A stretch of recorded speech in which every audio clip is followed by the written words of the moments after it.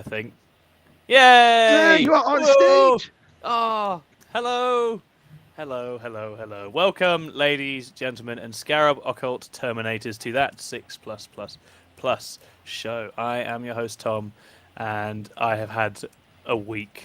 But I'm going to make this happen. We're going to make it stick. Very excited to talk about the data slate tonight. That's going to be our first point of focus. Davey has a fun game for us.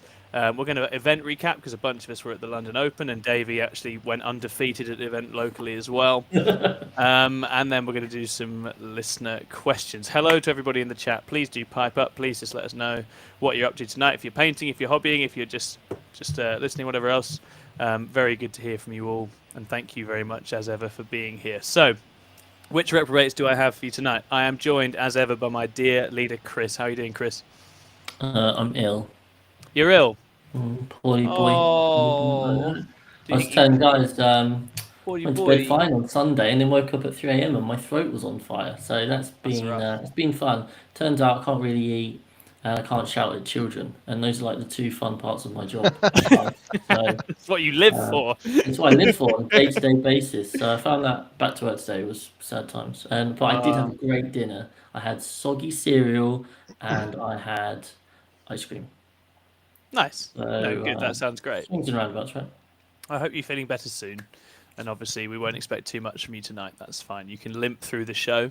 As always. That's okay. Absolutely fine. No one will notice any difference. It'll be fine. Making up the deficit, it will, of course, be Davey. How are you doing, Davey? Hi there. It's lovely to be here, as always. You look very reclined. You look very relaxed. Man, I always forget my chair reclines, and I'm like, yeah. It's like a surprise every time, right? Oh, yeah, absolutely. And what's new with you, Davey? Anything exciting? What? No, just getting hyped for this weekend. I'm at the Hertfordshire Spring GT. Unusually low attendance for these events because they're very good. And usually they're ram-packed, but for some reason not as many this time.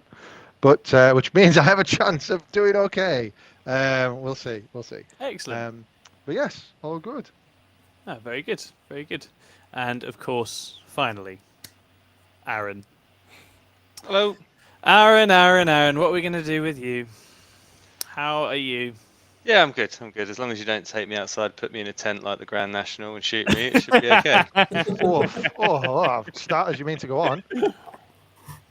Yeah, no, good. Had a lovely weekend, obviously, with yourself and Chris. Yeah, I was going to say, we were hanging out all weekend, weren't we? Yeah, busy week to start, but yeah, we're getting through. Good. Very good. Yeah. We've got a message in the chat from Alex Fowler. Hello, 6++, and particularly to Aaron for my only loss this weekend. There you go. Hi, Alex. Hello, Alex. Thank you for tuning in. Yeah, don't worry, we all lose to Aaron as well. We know how that goes.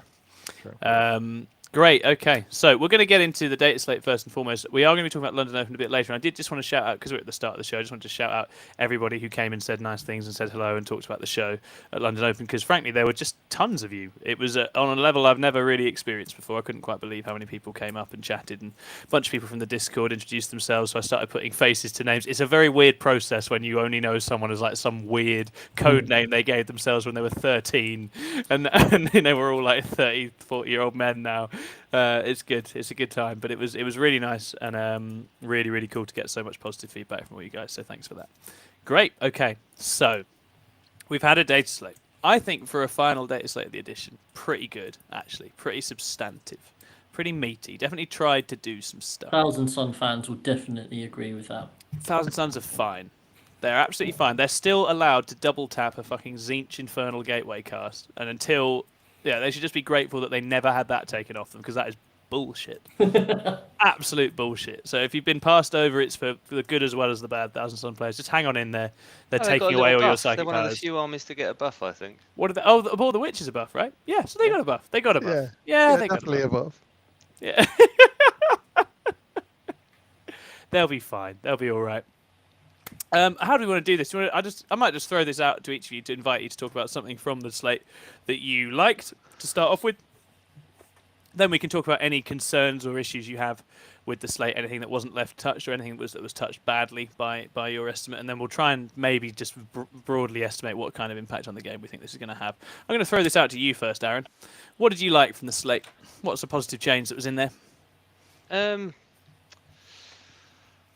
I did like the squishing down of the auto 6s to wound immortals for the Kaskin. Yeah. Like it still makes them very, very strong. They're just not broken now. Mm-hmm. And I think that's really good. It doesn't destroy the army. They've still got the ability to go out and kill one unit more than another, or potentially take down two. So still very strong. So I thought that was quite well done. Yeah. I don't like, or I've got to hold off on the don't like.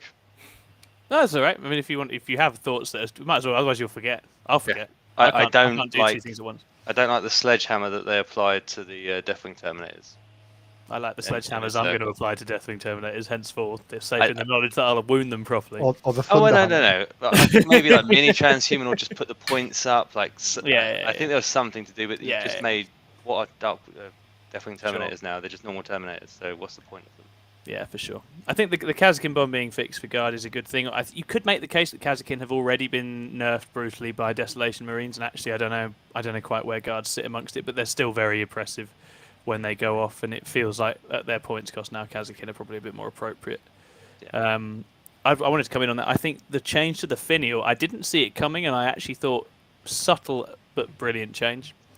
Removing the hit modifiers, ability to ignore hit modifiers is massive on that, in terms of actually putting Guard back to a place they should be, which is not able to just reliably hit whatever they want all the time, because that's not what Imperial Guard are about, whilst keeping a lot of the things that I think the Guard probably need the finial for, realistically. I remember we had this conversation when we had David Gaylord on the show, right? It's an army that is quite one-dimensional in certain ways. If you don't have some tricks to get around some of the things, the dirty tricks out there in the game that can get around it, then they'll be in massive trouble. So I felt like that was a nicely handled nerf to the finial as well. Very good. Chris, something you liked, mate? Terminators getting smashed. Yeah, fuck them. Yeah. Go to hell. Terminators, fuck you. Woo! No, I probably agree that it was unnecessarily harsh if you're a Dark Angels player. Yeah. But to the rest of us mere mortals who just had a miserable time, because there are it was the ultimate stat check, and there was multiple armies out there which just couldn't deal with it, and it was just a loss on certain missions. I do agree that it probably shouldn't have been treated as harshly as that, but I think people will crazy folk will still try lots of Terminators. We know one such chap, and a committed diehard. I think it was still find that 150 Terminator wounds are quite hard to chew through on some missions. 100%. By certain armies. So I think it's still got place. It's just not many people hate themselves that much to want to run it. They're a select and rare breed. So... Yeah. Because this is the thing with it, right? Like with Deathwing, it wasn't just the transhuman. Although the transhuman was annoying, the thing that made it oppressive was there's -1 damage, there's a feel no pain, there's mortal wound shrugs, there's a guy resurrecting them. There was a million things stacked on with it that made it as difficult to shift as it was. It was never just about the transhuman. Transhuman does a lot of work. Oh, again, basically 1-ups in cover, 4-up invuns everywhere. Like all of those things are still there, right? So and they're still very cheap. So as you say, it's still shields are 0-up. Definitely, right. Definitely. They get +1 to hit when they get charged. They get +1 to hit. Like they're not a normal Terminator. No. If you had to tier list Terminators, you'd still have that one at the top. Yeah. Because the weird play was, as I remember it, I mean, Dark Angels dropped, and it was only because the players weren't any good that it didn't make more of a splash at the time, I think. And then some other books came out and sort of put it into obscurity. But it did feel bizarre because it just made there was no other army that got the same amazing kind of song out of those units. I know I suppose that's kind of the point of it, but it's been with us a long time, that build, let's put it that way. Hello, Paul Bridge, nice to see you. Thank you for joining us. Anything else, Chris? I think you had a second point there before I started nattering. I was just going to say the thing I didn't like was the fact that they didn't really address Space Marines in general. And I know Dark Angels were obviously at the top through Manichima, but a lot of the top players were also going, I'm going to run Iron Hand Successors, I'm going to run Space Wolves. They haven't received anything, right, apart from the Codex Warfare thing. And let's face it, those armies, you hear Innes talk about how he's done over 45 minutes. He didn't have to choose Codex Warfare to be done in 45 minutes. That's not the reason he's won in 45 minutes. No, So exactly. therefore, he's still going to win in 45 minutes, surely. Completely.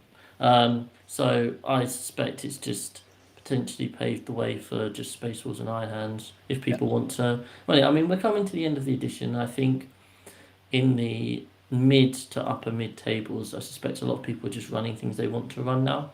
That's certainly how it looked, wasn't it? Only at the very, very top end are people wanting to kind of go and smash things up with the ultimate Space Wolf and Iron Hands list. So I guess in theory, most of us are safe, right? So that's obviously the concern, I guess. But we shall see.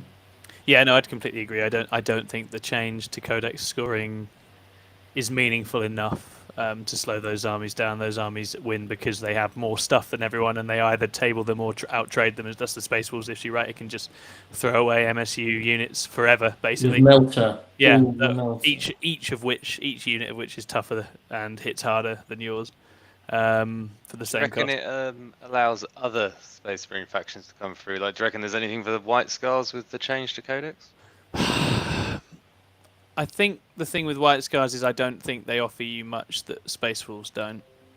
So I don't know why you'd run them at the moment. If you were doing that, I think you'd do Space Wolves, I think. Could do Imperial Fists. Could do Imperial Fists. Obviously. Yeah, they're the only faction that actually categorically got worse. Yeah, that's my understanding of it. I think there's somewhat they were as my understanding they were already basically the worst army in the game.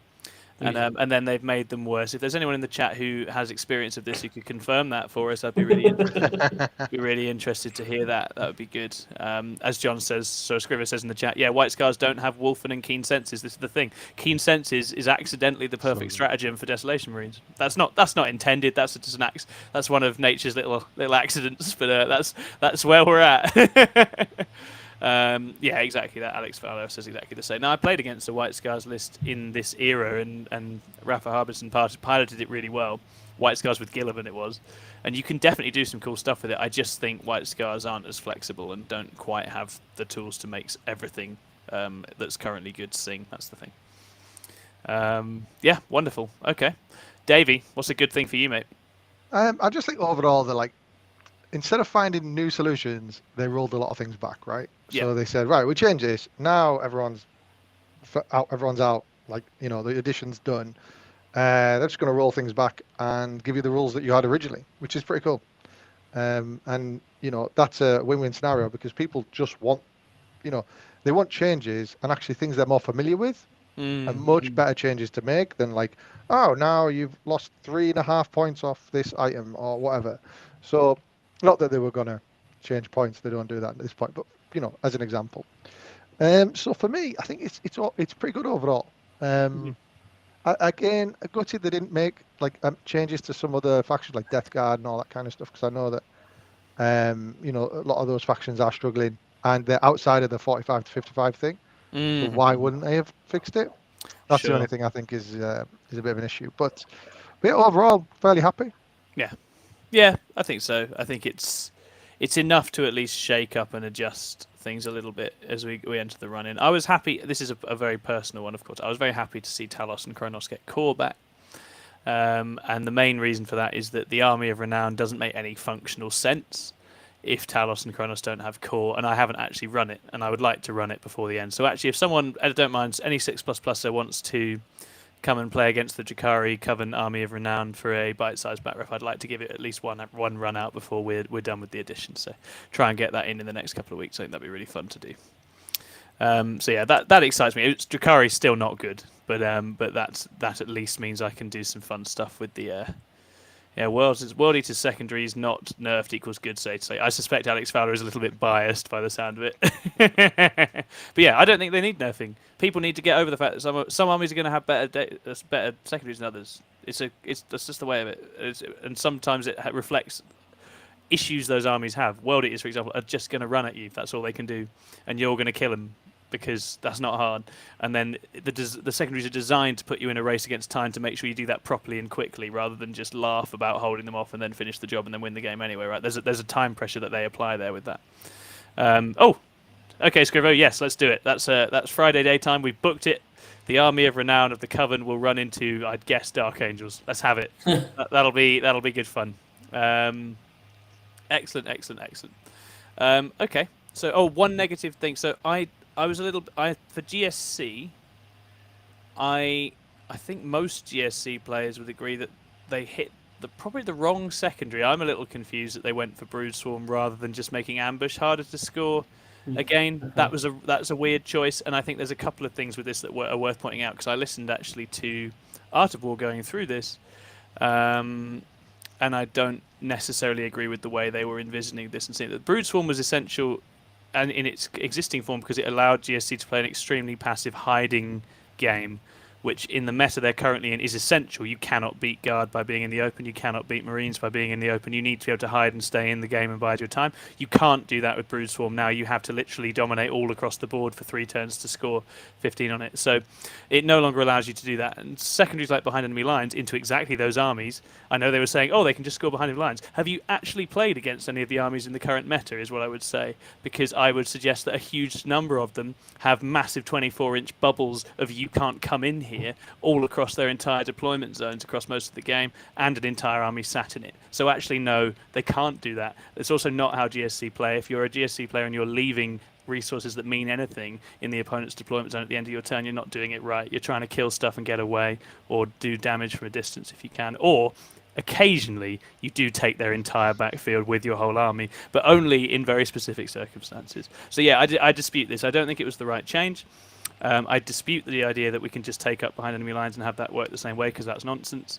And I think it hurts GSC precisely into the matchups that are currently difficult for it, which is the armies currently at the top of the game. So GSC is stuck in this sort of flat track bully position where they're still going to run over a bunch of stuff, and their win rate is probably still going to be good. But this has really hurt them in terms of their gameplay into exactly the armies they've been struggling into recently. Cool. Okay. So, what do we think things are going to look like going forwards? What do we imagine the end of Arcs of Omen meta is going to be now? As you say, Chris, we are having fun with this now. People are getting silly with it. But what do we think our top dogs might be? Iron Hands and Space Wolves. Iron Hands and Space Wolves, yeah, straight up. That's just where it is, right? Because Custodes also got nerfed, right? And they were one that maybe could have snuck in there, but they got a little adjustment, so they're in. Minor one, yeah. So yeah, I think basically more Marine dominance, followed by early edition Marine dominance. That's kind of the era I would expect us to be in now. And Terminators will probably be back again because we're going to buy a load of them because there's new Terminators to buy. Devious D says, "Why, yes, I am a 40-something who's been using this nick since I was a teenager." Yes, I'm with you, Devious D. Lowest of Men has been around for a very long time as well. That's the way of these tags. I love it. Cool. Is there any sort of surprise beneficiaries, do we think? Is anything going to pop up or appear that we might not have seen for a while? Any sort of outsiders might sort of get back in the game? Were any of the buffs enough to do that, do we think? I don't think so. I think Tyranids are still shit, even though they've got a little buff. Let's be honest. That's not the problem they had. Is there going to be a bug watch show I can watch that's going to explain what happened for Tyranids in this? Slate? Yeah, I just need to record it. Yeah, sweet. I look forward to it because I don't fully understand it myself. You're guaranteed one undefeated list this week, aren't you? Yeah, exactly. We did. So Ed and I on Friday did an impromptu tier list of all the different biomorphologies, because we haven't been able to change biomorphologies for about 9 months. So, for us to be able to get to a table and then decide actually which ones we're going to use, it's worth knowing like which ones to build around and which ones not to. So if you're interested in that, watch the video. But other than that, though, I don't see it being like a game changer for us, as you say, Aaron. Like, it's not really the issue. I don't have any sympathy for people losing transhuman. They can shove it right up them. But given that Tyranid Warriors lost it as well, and Zoanthropes lost it, despite costing 70 points. So it's this all happened, right? So yeah. In terms of other factions, though, Tau. Yeah, no, you're right. Broadsides potentially, right? Is there Yeah, is there an artillery-based game in there? Yeah, there's a guy that we're going to I'm at GT this weekend, and one of the lads is taking 9 broadsides. Interesting. So that's going to be an interesting one. Yeah. What's the range on broadside SMS? 24? 30. 30. I think that might finish Guard off, between Desolation Marines and broadsides. I feel like Guard's going to get dropped. I don't think people are going to stick about on Guard in the meta as it now stands. I feel like having been quite heavy, I think there's just going to be too much stuff that picks up the little bodies. That's my main feeling about what we're going to see towards the end. I think Guard might have already had their moment, but that might not be fair. Yeah, they've had the 3 months in the sun, right? After being crap all edition. Yeah, exactly. 4 years, 3 months is a worthy trade. Absolutely a worthy trade. Orcs going to be all right, Aaron? They're still going to be in a good spot, do you think? Yeah, I think they're absolutely fine. Nothing's changed for them. Yeah, Dark Angel's going away probably helps a bit. There's more play into the other Space Marine armies than there is the Dark Angel. Yeah, they were always your worst one, right? I think. Yeah. So I think they're in a reasonably good position. Well, Demons pretty strong. Mm-hmm. Yes, yeah, I think Demons are. Especially those Zinc Demons. Oh, Zinc Demons, they're really good. They're really good. Yeah. Smashed him. Yeah, no, they're in. I think Demons are just in a nice spot. That's where the Chaos players are going to have their fun for the end of the edition, right? I don't see anything else really taking their interest. They've got cool delivery. They're fun. I think they absolutely demolish the unwary, and they can hang with a lot of these current top armies by means of the delivery. Jack Tight says, Disciples of Bellicor going to be a thing now. I'm down with that. I like Disciples of Bellicor. I like Beast of Nurgle re-rolling hits. It's just hilarious. It's just truly quite scary. And DZ says, if we're ignoring the upper echelons, then most of the 3-2-4-1 armies have a fair crack at each other over the next few months. And I'm inclined to agree with that. I think that's absolutely right. I think there's a lot of interesting balance and engagement with armies most of the way down the pile. So if you're interested in playing those games, I think there's loads you can do. It's just at the very top is going to, I reckon, be quite samey now till the end. I don't think it's going to be massively exciting up there. But people that like winning stuff will enjoy that because it's nice. It makes it easy for them. Great. Okay. We are now going to move to a mystery segment. It's another mystery segment. It's our man. It's Davey. After absolutely shocking the world with a devastating impression of Adam Camilleri a couple of weeks ago. It was literally devastating. We have placed our faith in him once again. And he's going to deliver. So, Davey, what is your segment this week, mate? All right. Let me share this with you. All right. Hopefully this works and it isn't shit. Let's have a look. All right. The quote of the century. Can you see my screen? I can add it to C now. It's there. Sweet. Yeah, if we can enhance. There we go. Sweet. Nice. Cool.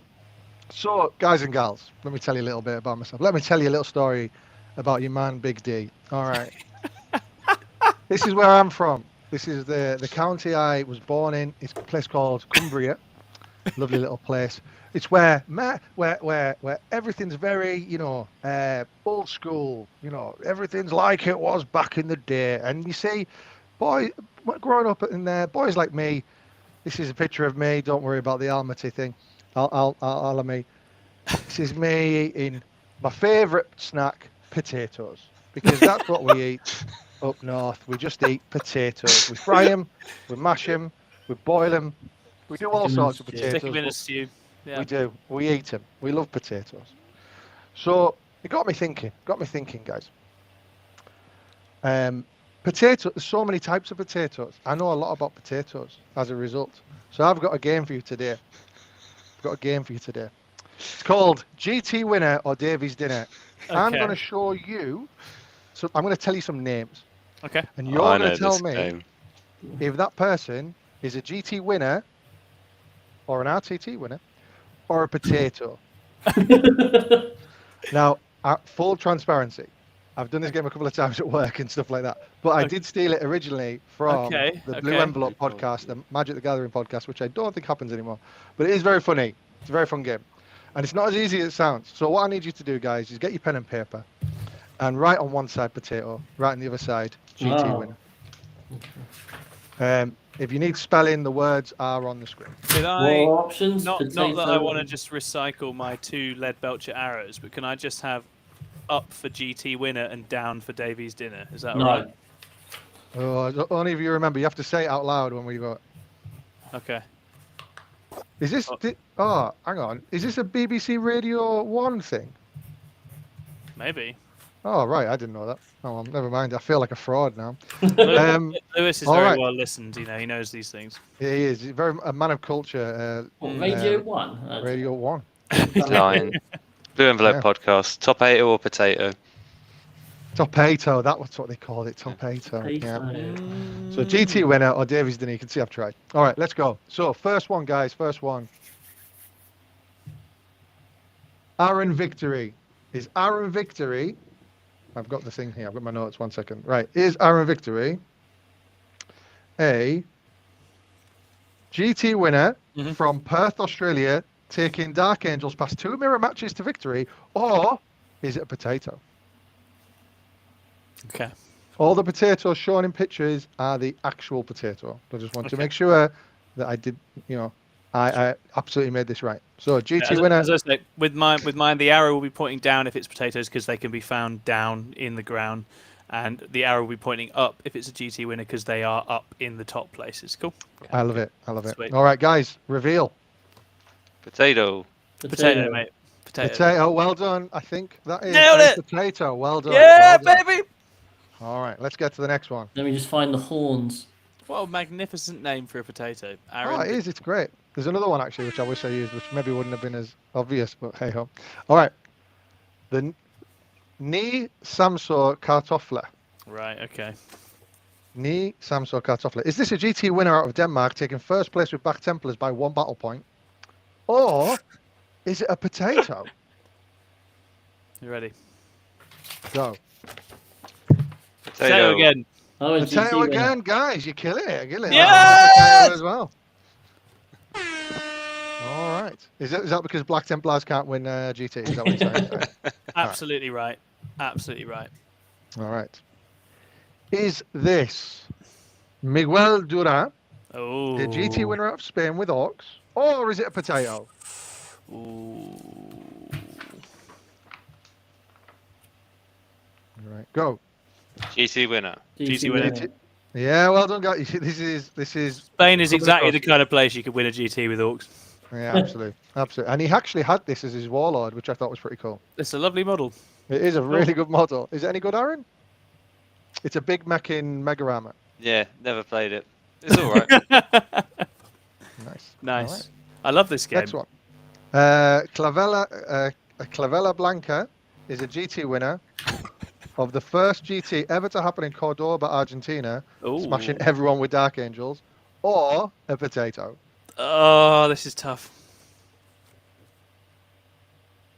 All right, go. Potato. Potato. Oh, I went Argentinian GT with it. It is a potato. Oh, no! Oh! All right. What a waste. Tommy's down 1, but the other guys are going strong. I'm out of the running. I'm going home. I might just quit the event now. All right. I'm just going to leave that one there. Right. Ben Leaper. Is Ben Leaper a GT winner in Australia with 3 skull cannons and a torment bringer on Hellflare, or a potato? Oh no. I've lost all faith in myself. I'm in a spin now. My perception's been skewed. All right, guys, go. GT winner. GT winner. Potato. It is a GT winner. Yeah! Aaron is. Have you got some northern blood in you, Aaron? Is that what this is? A little bit, yeah. All right. The next one is a read along, guys. I'm not going to be telling you. I'm not going to be saying this out loud because I can't. So is this the GT winner of the China Warhammer City tournament with Sisters of Battle, or is it potato? Would you like to attempt pronunciation, David, just so we know what No. we're dealing with here? No, I don't even know where to start. Why is there a number in 32. there? No, it's a random number. It's a good question. Is it A, GT winner, or Davy's dinner? Dave's Go. dinner. GT winner. Potato. Nothing ventured. Tom, you've clawed your way back in. It is a GT winner with the 32 in his name. Who Or has her 32 in their name? I always believed. Racist. All right. Next one. Red Lasoda. Right. Is Red Lasoda a GT winner out of New Mexico, winning with Tau on GW terrain, or is it a potato? Surely. It cannot. Right, no. All right. Reveal them, guys. GT winner. Aaron, you're throwing it in the bin, mate. It's Yes! a potato. Yes! You started off so strong, and I knew I'd claw you out. I'd peel you away eventually. All right, nice. All right, next one. Corvide Dante. Is this a GT winner in Eastern Europe with a CSM list? What? Corvide Dante. Corvide Dante, a GT winner in Eastern Europe with a CSM list, taking Cypher or a potato? Oh, I don't like this one. All right, go. Potato. Potato. Guys, this isn't only just a GT winner. This is the GT winner of the first event in Ukraine since the war. Wow. So big round of applause to that guy. Hey, I think, yeah. all credit to that guy. Well done. All credit to that guy. Well done. And I'm really sorry, everyone thinks your name's a potato. Yeah. All right, next one. We have the Neveserinsky Krumpia. Is this a GT winner out of Serbia, scoring 3 100s with his Grey Knights, or is it a potato? Crump here. What does that tell us? All right, guys, reveal them. Potato. It is a potato, guys, for the Yes! first time. You got them all right for the first time for a while. All right, we've got 3 more, guys. We're nearly there. All right. Next one. No, that was pure stress. I don't want this to be over. I've never felt this alive. Right. Is Jew Bravo an RTT winner with a 1,250 points of Eldar army, or is it a potato?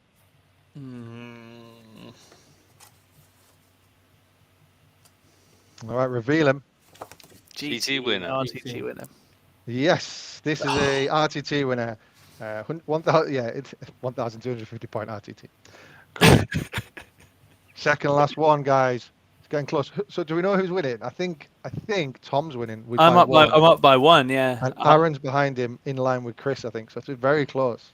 Yeah, I did put Dante in the GT winner at first and crossed it out and put it in potato, and that's when I lost it. I thought too much about it. Yeah. Sometimes you overthink these things, man. I get it. Right, Par Highlander. Is this an RTT winner with Be'lakor Bloodthirst, a Lord of Change, 5 times 10 Bloodletters, and 3 times 3 Flamers in the shortest list I've ever seen in my life? Or is it a potato? All right, reveal them. Potato. GT winner. GT winner. Tom is. It's a GT winner. Yes! Guys, It's just nice for me one. to finish top Tom of something. gets this one wrong, Chris can get the draw. All right. Oh, true. So I'd happily the share last my one captain. is possibly the trickiest one. All right, ladies and gentlemen, the last one. Linda Potato. Is Linda Potato a GT winner going 5-0 with Ravenwing, with the Ravenwing list with 2 Talon Masters and no Deathwing, or a potato? I think they must be, and this is where you've got the whole flipping game from. Sure, or oh no. Well, I know what the safe money's on. All right, guys, reveal them. Go Potato. Potato. Oh, no.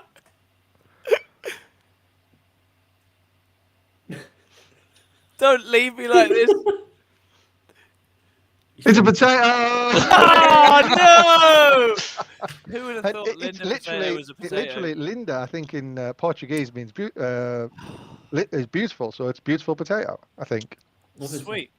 Well, that means Chris and I tie, which I'm happy enough with. That's all right. Yeah, I got 8. That's absolutely reasonable. Well done, Chris. Well played. Good game. Good game. Good game. GG. Do you think there's anything I could have done differently for next time? Anything I could have done better? Am I Take the safe unsharing my option, mate. screen?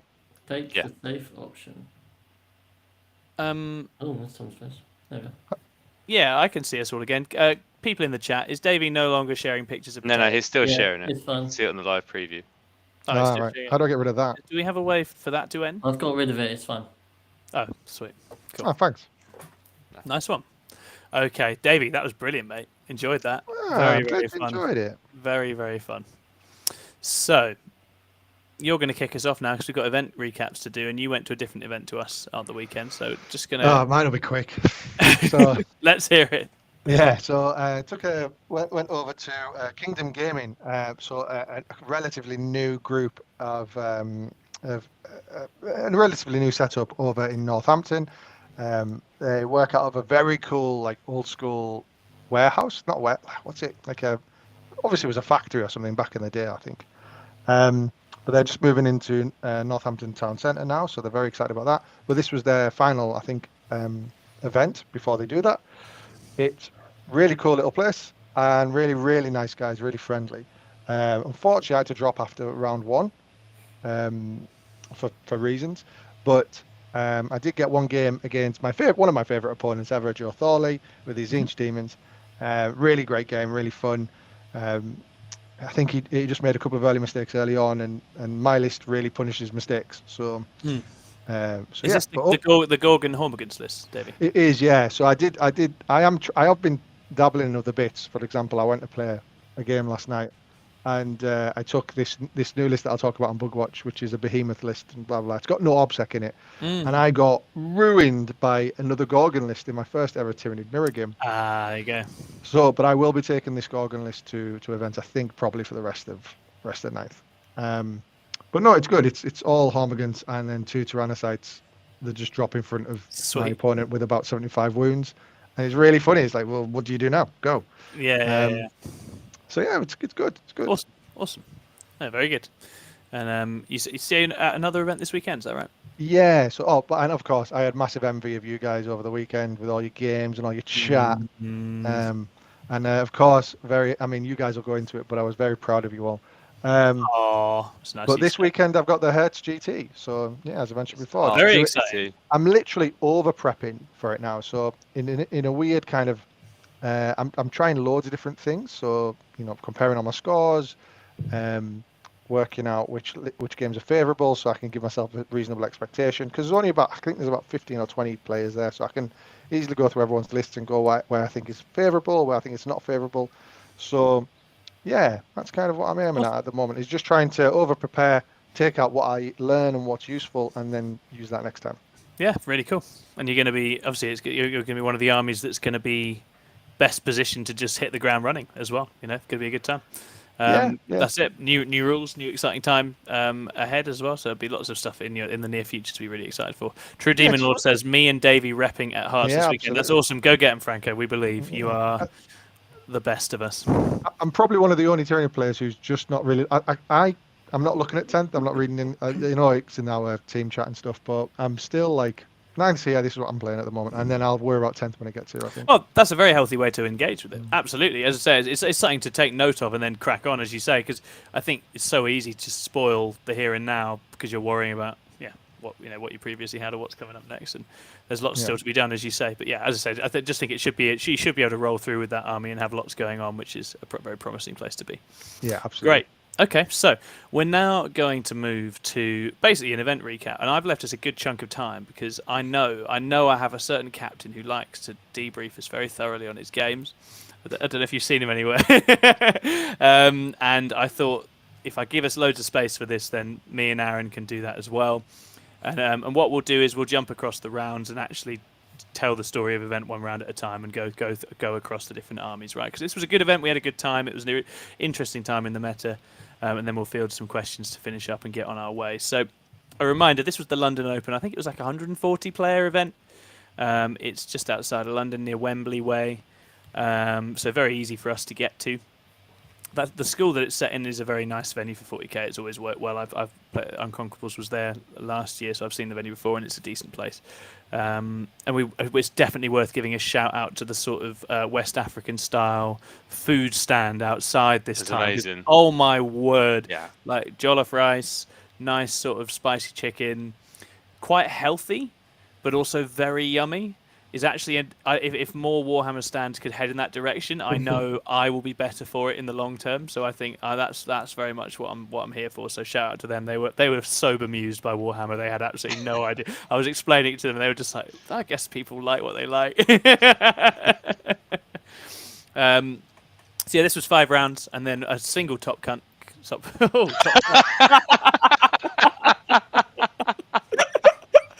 single top. I mean, that's not how I would describe Aaron. Okay. Which was won by Manny Chima, and that is absolutely, don't read too much into that. That is not at all. I'm not throwing anything at anyone. Right. So, do you guys just want to recap what you took, and then I'll do the same, and then we'll go through the rounds. Aaron, you start. Yeah, I took Orcs, dropped kill rigs down to 2 kill rigs, 30 Beast Snagger Boys, couple of trucks, Truck Boy knobs, another knob, Zagstruck, Squigosaur Boss, the 30 Gretchen, 30 Storm Boys. Yeah. And having it's a pressure build, right? And having played this on UKTC terrain for a while now, what would you say its issues are on UKTC specific terrain, and what would you say it's good at? Overall, it's pretty good. Like, yeah. Ultimately, if you want to like really streamline it, you take the kill rigs out, but they're just such great models and so much fun. But like the Storm Boys on UKTC are able to stage very well. If your opponent sits back, you can just go into the middle ruins. There's and lots wait, of nice spots for them to be, right? And then the wire gets them all the way there. Yeah, and like it's finding that mix of the transports, because that's one of the problems it has, where they've got like quite a bit of congestion in some of the redeploys of the terrain pieces now. It can be difficult to get as many kill rigs and trucks through as you'd want. Like some of the areas of Switcher, you can't get some vehicles through them. So yeah, that's the sort of issue it has. Is it all comes down to its movement. So obviously, the more infantry you can have that goes through and has the speed, which is why the 30 Storm Boys. But yeah, I think it's just trying to find that delivery mechanism for them to follow up after the Storm Boys. Yeah, I think that's the thing. It's big in one phase, isn't it? So actually managing and staging that without stuff getting in its own way is always the key to success. And you've also got to get there without getting blasted off the board. Yeah. And UKTC certainly does offer up shooting angles to those looking to shoot you back as well. So that's always a challenge for it. Yeah, I think it's possibly having a few throwaway units to screen out some of those angles they can get. Yeah, 100%. And working out what how much you can afford to pay on that. I think that's an interesting point. Yeah. And then obviously Chris Admet, right? Yeah, of course. Barring the last 20 minutes before list submission. Those who listened last week will know I took Yanari for the first time you did. ever. Yeah, you did. And then proceeded to do a lot of painting over that last week just to try and get it all done. But no, so I played one game. I played one game with that particular list, which was the game we spoke about. I played B. So yeah, it was Yanari, it was Incarn, Farseer on bike, Warlock on bike, 2 units of Rangers, a unit of 5 Harlequin troops in a Star Weaver, 2 units of Dire Avengers, 2 units of Striking Scorpions, 2 units of Howling Banshees, 3 individual D cannons, and a Wave Serpent. So the idea was lots of MSU, lots of things that can do some damage or score objectives, like secondaries, or do both, and then die, and then the Incarn can pop up. It was just gonna hurt you as much as I can in the first 2 turns and see what happens kind of style, really, which was refreshing because it was very different to Admech and very different to Harlequins as well. Yeah, absolutely. It was, as I say, one of the reasons I was pushing for you to take it was just fun watching you play it. It was clear in the practice game that we played with you and Ed that you were enjoying yourself. And I think that's an underrated aspect of playing an army in 40k sometimes. Yeah. What would you say on UK, again, to sort of focus in on UKTC with its very specific sort of terrain meta, what would you say Yanari are good at and benefit from on that sort of terrain, and what kind of challenges does it present for them? Yeah, I mean, you have just about the right amount of units to fit wherever you want, and they don't have a big footprint, so you can kind of null deploy pretty easy. You can start everything off, well, a lot of things off board if you want, and that kind of varied game by game. And then because there's small units, you can kind of stage. Tide of Conviction's probably one particular map where it's hard to hide everything. But yeah, it enables you to stage and then slam into your enemy in the next turn. I didn't play into any gun-liney type lists, so I couldn't tell you what would have happened in that instance. But it felt, never was I like, oh, I can't jump anywhere, I can't be where I need to be. I was always able to get to the point I needed on the turn I needed to. Definitely, yeah. I think between transports and fate dice, and the units that you picked, you can cover those distances, right? You've got those channels where actually it is hard to get across for some armies. Chaos Space Marines are a good example of an army that they really struggle to actually get over those distances, right? Outside of a couple of particular builds, some armies hate it, but I think Craft Worlds and Harlequins have the requisite speed to very reliably make those distances with single units and play that tradie, shut you down MSU kind of game. Yeah, they were very consistent. I should also say I had 3 Shining Spears and 2 units of 3 Shroud Runners. I've got a feeling we're going to hear only good things about the Shining Spears. I reckon you're going to be MVPs. I reckon. We'll see, won't we, Tom? We will see. Finally, for myself, I had a good time out with a triple Phoenix Lords Assyriani list at Outriders, and what I tend to do when that happens is that I then get very carried away and I put that list immediately into a GT and take it out there. So I pretty much did that. I try to remember if I changed it at all. It's got Baharov. You added 1,000 points now? Oh yeah, snuck more in. I have Baharoth, Morgan Ra, and Jane Zar, so 3 Phoenix Lords. So phase caps on those, they can only take 3 wounds in a phase. They're all good little killy characters in their own right. I had a Farseer with the mortal wound, the Conio's bow. I had some Rangers, I had Striking Scorpions, I had Dire Avengers, two packs of Dire Avengers to come in off the flanks. Warlock running around, and then some fast attacks. I was playing the Masterful Shots Swift Strike, and I had added to that. That's what I added. I added Swooping Hawks. Swooping Hawks went into that, and Warp Spiders to make the most of the advance and shoot and battle focus. Right. So the idea with that is that Baharoth and the Swooping Hawks are popping out, chipping away all game, and the Warp Spiders do the same, but they leave me some mobility with the teleport to get other places later in the game. DBSD says that you're telling me I'm standing here in front of a dozen neophyte sprues and the best I can hope for is Romelu Lukaku status. DBSD, I'm afraid that is exactly where we're currently at. I'll be interested to see. Some stuff's been attempted with Rusted Claw truck-based lists that seem to mitigate artillery a little bit. I know Eric Lathyrus has been doing that. But I think in the main, the neophyte bikes build drowns a lot of stuff, still. But then does get pretty reliably picked up, I think, by the top set at this moment in time. Certainly been my experience with it so far. Cool. And then to return to the Eldar list, a Wraithseer with a D cannon, a Night Spinner, and 3 D cannons running in a big squad because I didn't have as many support slots. So this has a lot of ways to shoot teleport back. It's not where Chris is. I think is melee trading a lot more aggressively, pushing units into the enemy lines. Mine is mostly shooting and staying out of reach, and then looking to flip over and change the positions towards the end once I've whittled the opponent down.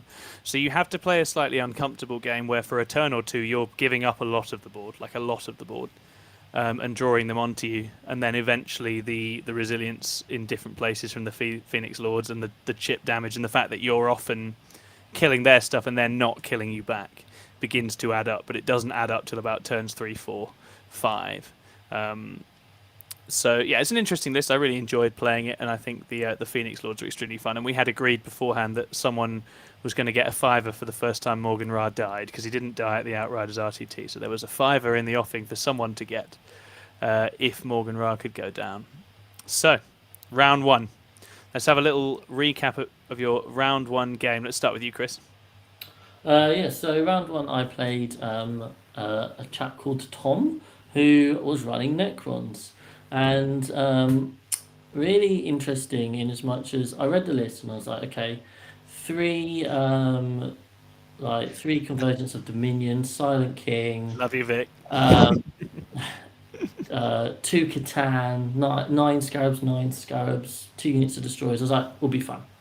Then on Friday night, Aaron, Paul, and myself went out for a drink. And as we started speaking through it, I was like, I really can't kill these Scarabs efficiently at all. I started like... Just the Scarabs at the start. You're like, oh no. It just started spiraling. And I was like, I don't know what I'm going to do here. Like, he's just going to shut... I'm going to have to... Oh, yeah, and I was like all over the place. Basically, Tom hadn't played too much recently. And I would say he probably didn't quite deploy right and that sort of thing. He went first and he played really passively because he felt he was just going to win the passive game, which he was probably right at.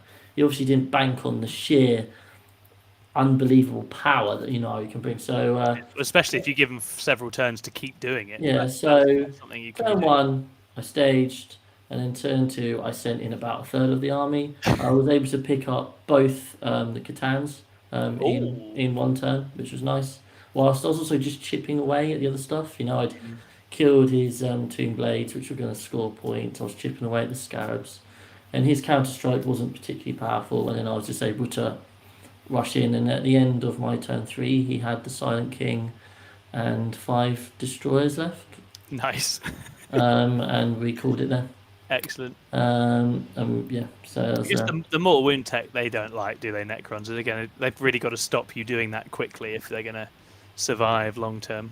Yeah. It was it was a nice solid victory. Excellent. Didn't get to go first. Didn't get to just run at my opponent, which was weird. In your 2 practice games. Is that the strategy for your list? If you get first, you just run. I'm going to deploy 2 units of striking scorpions. Yeah. Oh, of I'm course, going to Ed Watts did this to me. It's fire 5 Howling Banshees, and I'm going to have 3 Shroud Runners. Yeah. And they're all going to be in your lines, turn 1, and then we'll see what happens. And depending if you kill them at the wrong time, the Incarn's going to be there to do it next time. Yeah, the Incarn did not teleport in this game. No. The Tincarn just gradually made her way up the board, and then did the ultimate kill of 3 Scarab bases at the end. This was the other reason I was pro Chris taking this list, because I watched him play. I was like, aggressive, get in there, hit stuff. It's good, it's nice, it's refreshing. It's got good style. Right, Aaron, what did you have round 1, mate? I played against a lovely lad called Callum Watts and his Dark Angels. Okay. It was his first tournament. He'd come with his new club, so it was very cool to be able to go through it with him. He bought a Black Knights build with very heavy on the Eradicators and Blade Guard. Yeah, so it was good.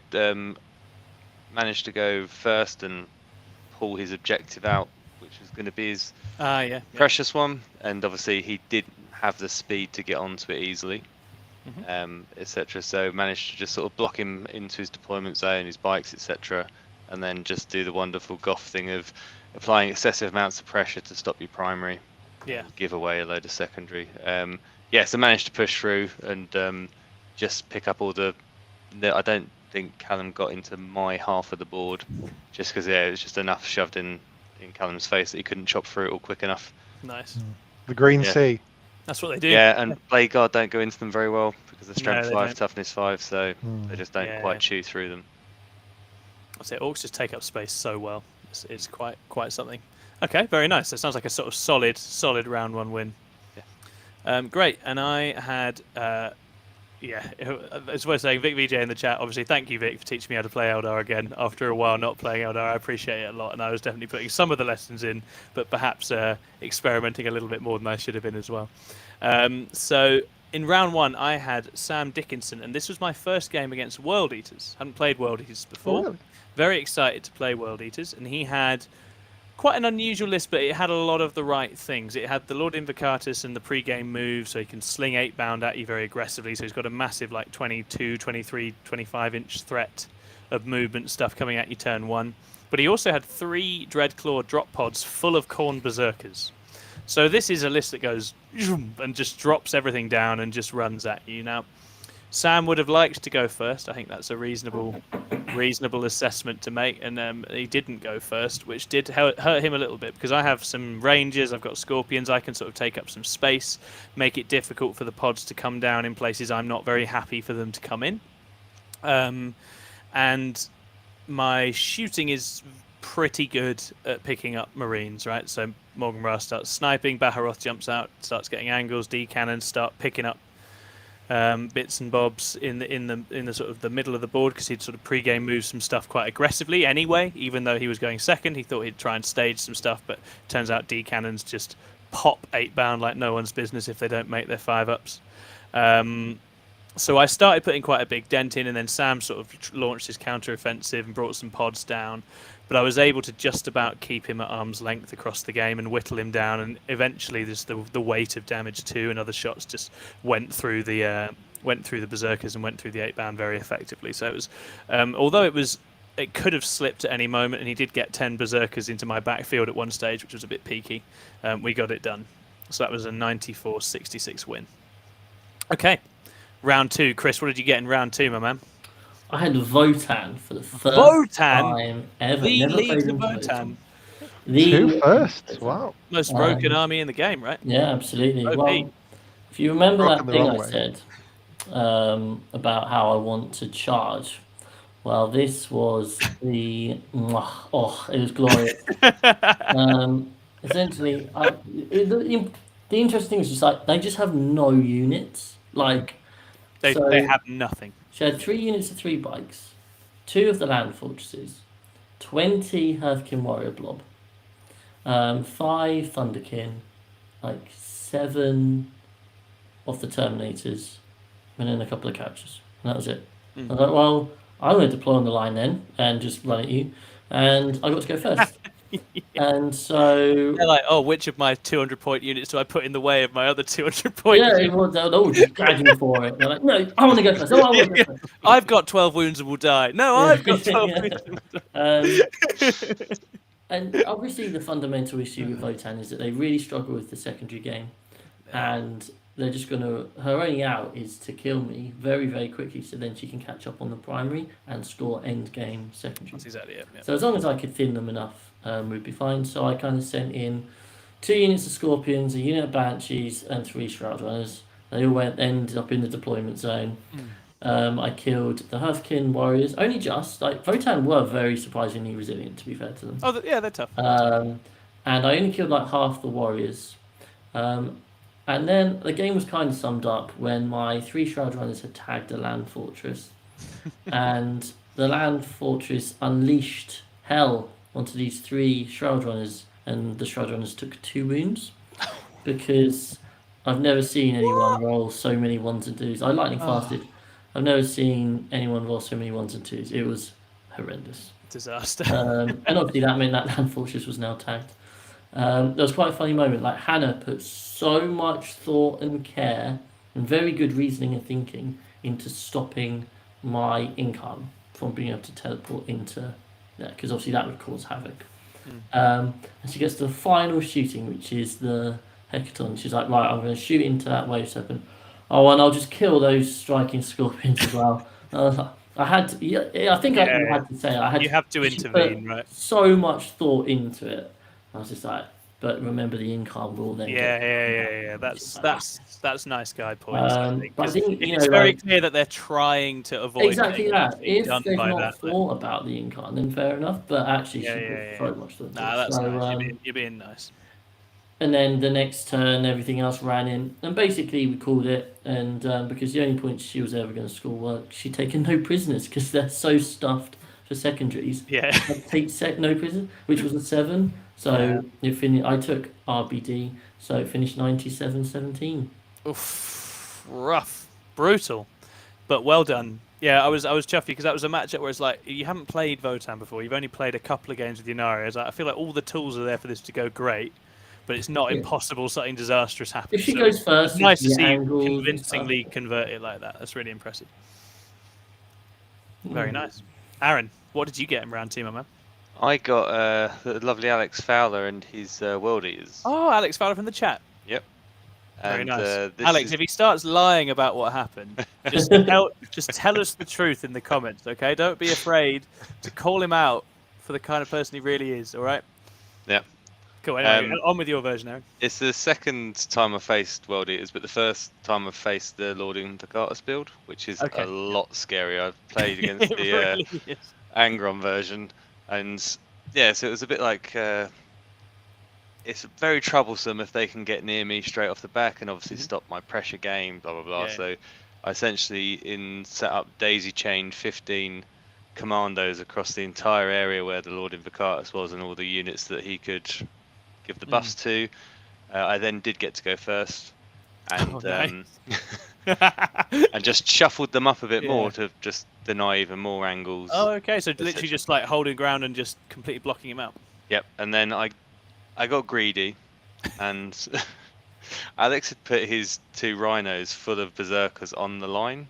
Okay. And I was like, I know what I done last time. I want to wrap them and blow them up. Yeah.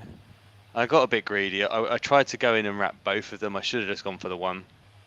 And then I also sent in the Knob Truck Boys into a unit of 5 8-bound, and they bounced horrifically and just managed to squeeze off 1 dead 8-bound. So they obviously disappeared in return. Yeah. I would have expected them to very severely maul the 8-bound unit, but it wasn't to be. And then because I had got greedy and tried to wrap both, he then interrupted and took out one of the units that was wrapping one of the rhinos. And then with the one that I had wrapped, because the rhinos were right next to each other, there was no room to get out on one side. There was the 8-bound on the other side that I charged into. So it's looking good. You'd have to do desperate breakout for one of the units to try and get them out, and the other one's going to be lost. And then I managed to leave it on 4 wounds. They absolutely fluffed their lines, 40 attacks. They couldn't wound anything. It was absolutely terrible. But yeah, things happen. And then there was quite a bit. It was reasonably cagey. There was quite a bit of back and forth between us throughout the game. And then that was sort of the one big turning point, and sort of really opened myself up for Alex to take the initiative. And he had started to. And then I was managing to sort of help grind him out. And then he brought in his unit of 10 berserkers from reserve and failed a re-rollable 8-inch charge into 2 of my units, which would have entirely swung the game the other way. Oh, and wow. Because that was failed, it allowed me to then go into them, wipe them out, and just eventually just grind out everything. And I think we'd almost tabled each other by the end, except for a few Gretchen on my side, and I think I'd left I might have just taken the Lord Invocatus off on the last turn. I think I did. And Nice. there was a couple of exalted 8-bound left and a couple of rhinos, and that was about it. But yeah, Sounds like a really fun matchup, right? Yeah, it was really is. fun. It's super cool, that one. Yeah, it was very, very interesting. Because you both really want to be aggressive, but you've got to do it on your terms. I did initially try to deny Alex getting the Drowned in Blood primary by trying to make sure my units that were going into combat weren't starting on objectives and things like that with my staging. Don't bother doing it, they still max it. Alex maxed full 45 for his primaries, for his secondaries, and I just managed to do the primary denial, and it ended up 95-84 to me. Oh, very nice, very nice. Excellent. And then I had an absolutely ridiculous game in round 2. I hit Byron Saudi, who I've played before. I beat him with my GSC at a previous GT earlier in the year. He's a wonderful lad, really good player. And it was actually a very similar list he'd brought, which had Kairos Fateweaver, the Phase Cap Bloodthirster, Be'lakor, and then a whole bunch of assorted Gribblies, so Demonettes, Bloodletters, some Fiends, some Flamers, all of the sort of the main big tricks in Demons. Now, the big monster Demons is quite daunting for my little elves. They're quite big things that you can't play that sort of whittle away trading game, because they can just overload, put the whole army in your face and say, we are going to eat you. And this is exactly what Byron did. Byron came to play with his entire army, turn 1, straight away, ran it in, which is exactly the right thing to do. And I had to run it with mine, basically. It's not at all the way I played any of the other games at this event. It was like, I have to send all the Phoenix Lords in, I've got to commit everything. I was sort of killing off his assets, sort of trying to kill off everything that wasn't the Greater Demons and sort of bring down the Greater Demons, but it was always going to take me a couple of bites. Kairos at range isn't happening. And then the Bloodthirster takes at least a turn. He's got the Feel No Pain on him as well. And Be'lakor isn't a go down in one go kind of guy either. So I was really scrapping to try and finish these guys off before I was wiped out. And I think someone came over and it was about the start of round 3, and it honestly looked like we'd tabled each other. It looked like the end of the game, because by the end of 2 I had killed Be'lakor and the Bloodthirster, but he'd also killed massive chunks of my stuff. I think Jane's Eye went down, Morgan Ra got wrapped by some bloodletters and died because he couldn't get out, which was clever play around the face cap. Did he get the fiver? Oh yeah, Byron's is the fiver. Yeah. Byron has been. We've been in touch. Byron is sorted out.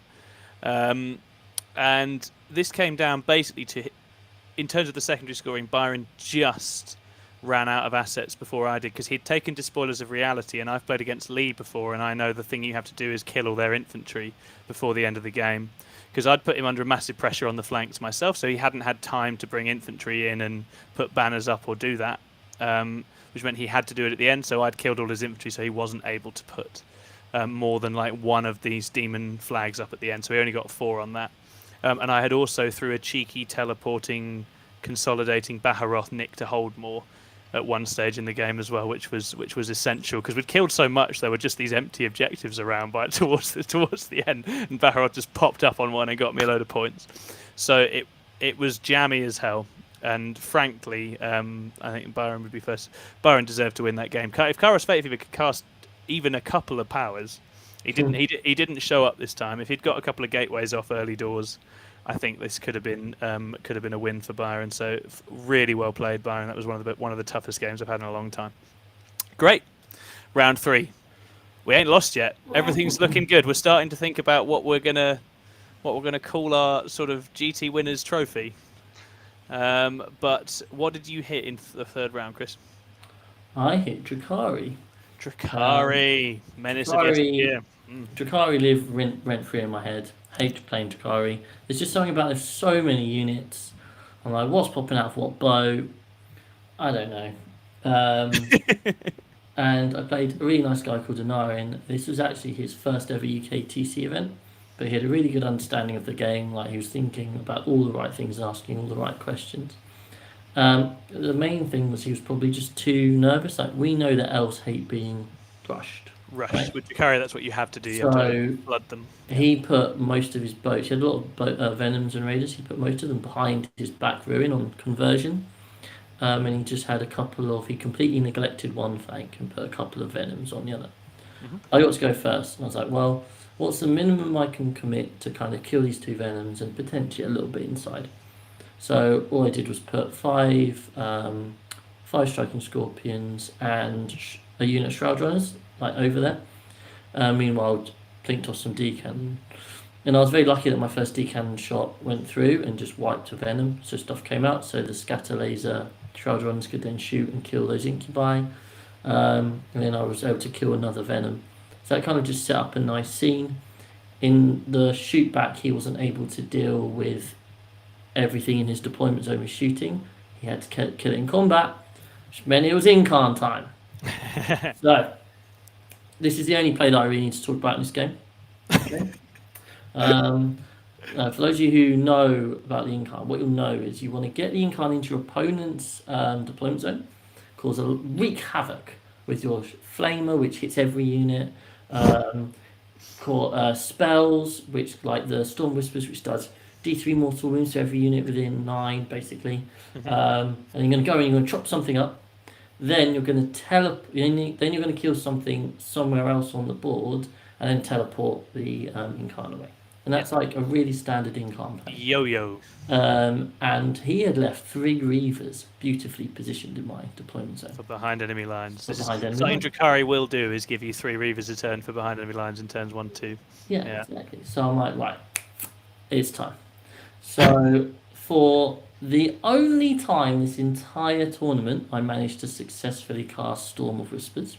It's the only time I ever got to do it. 5 difficulty power, isn't it? I think it was 6, but it either got denied. We just kept getting denied by whoever. So I got off once. Okay. And I proceeded on about the 6 or 7 units to roll 5 1s. So I basically did nothing. The Flaming did a bit, and then I was like, right, here's the moment of truth. So what I'd done was I plinked some shots into the Reavers because I don't trust my fucking Shining Spears. It's done nothing this whole game. I'm not going to risk them messing this up by not killing the Reavers. So the Reavers have got 3 wounds left. Right? So I go in and I'm like, right, Drazar's nearly dead because his D-cannons managed to get to Drazar. or he's plinked away, and this other raider's nearly dead. So there's the Incarn either side. I'm just going to split 3 and 3 attacks, knock out this raider, knock out Drazar, and then teleport back. So my Shining Spears have got a special ability.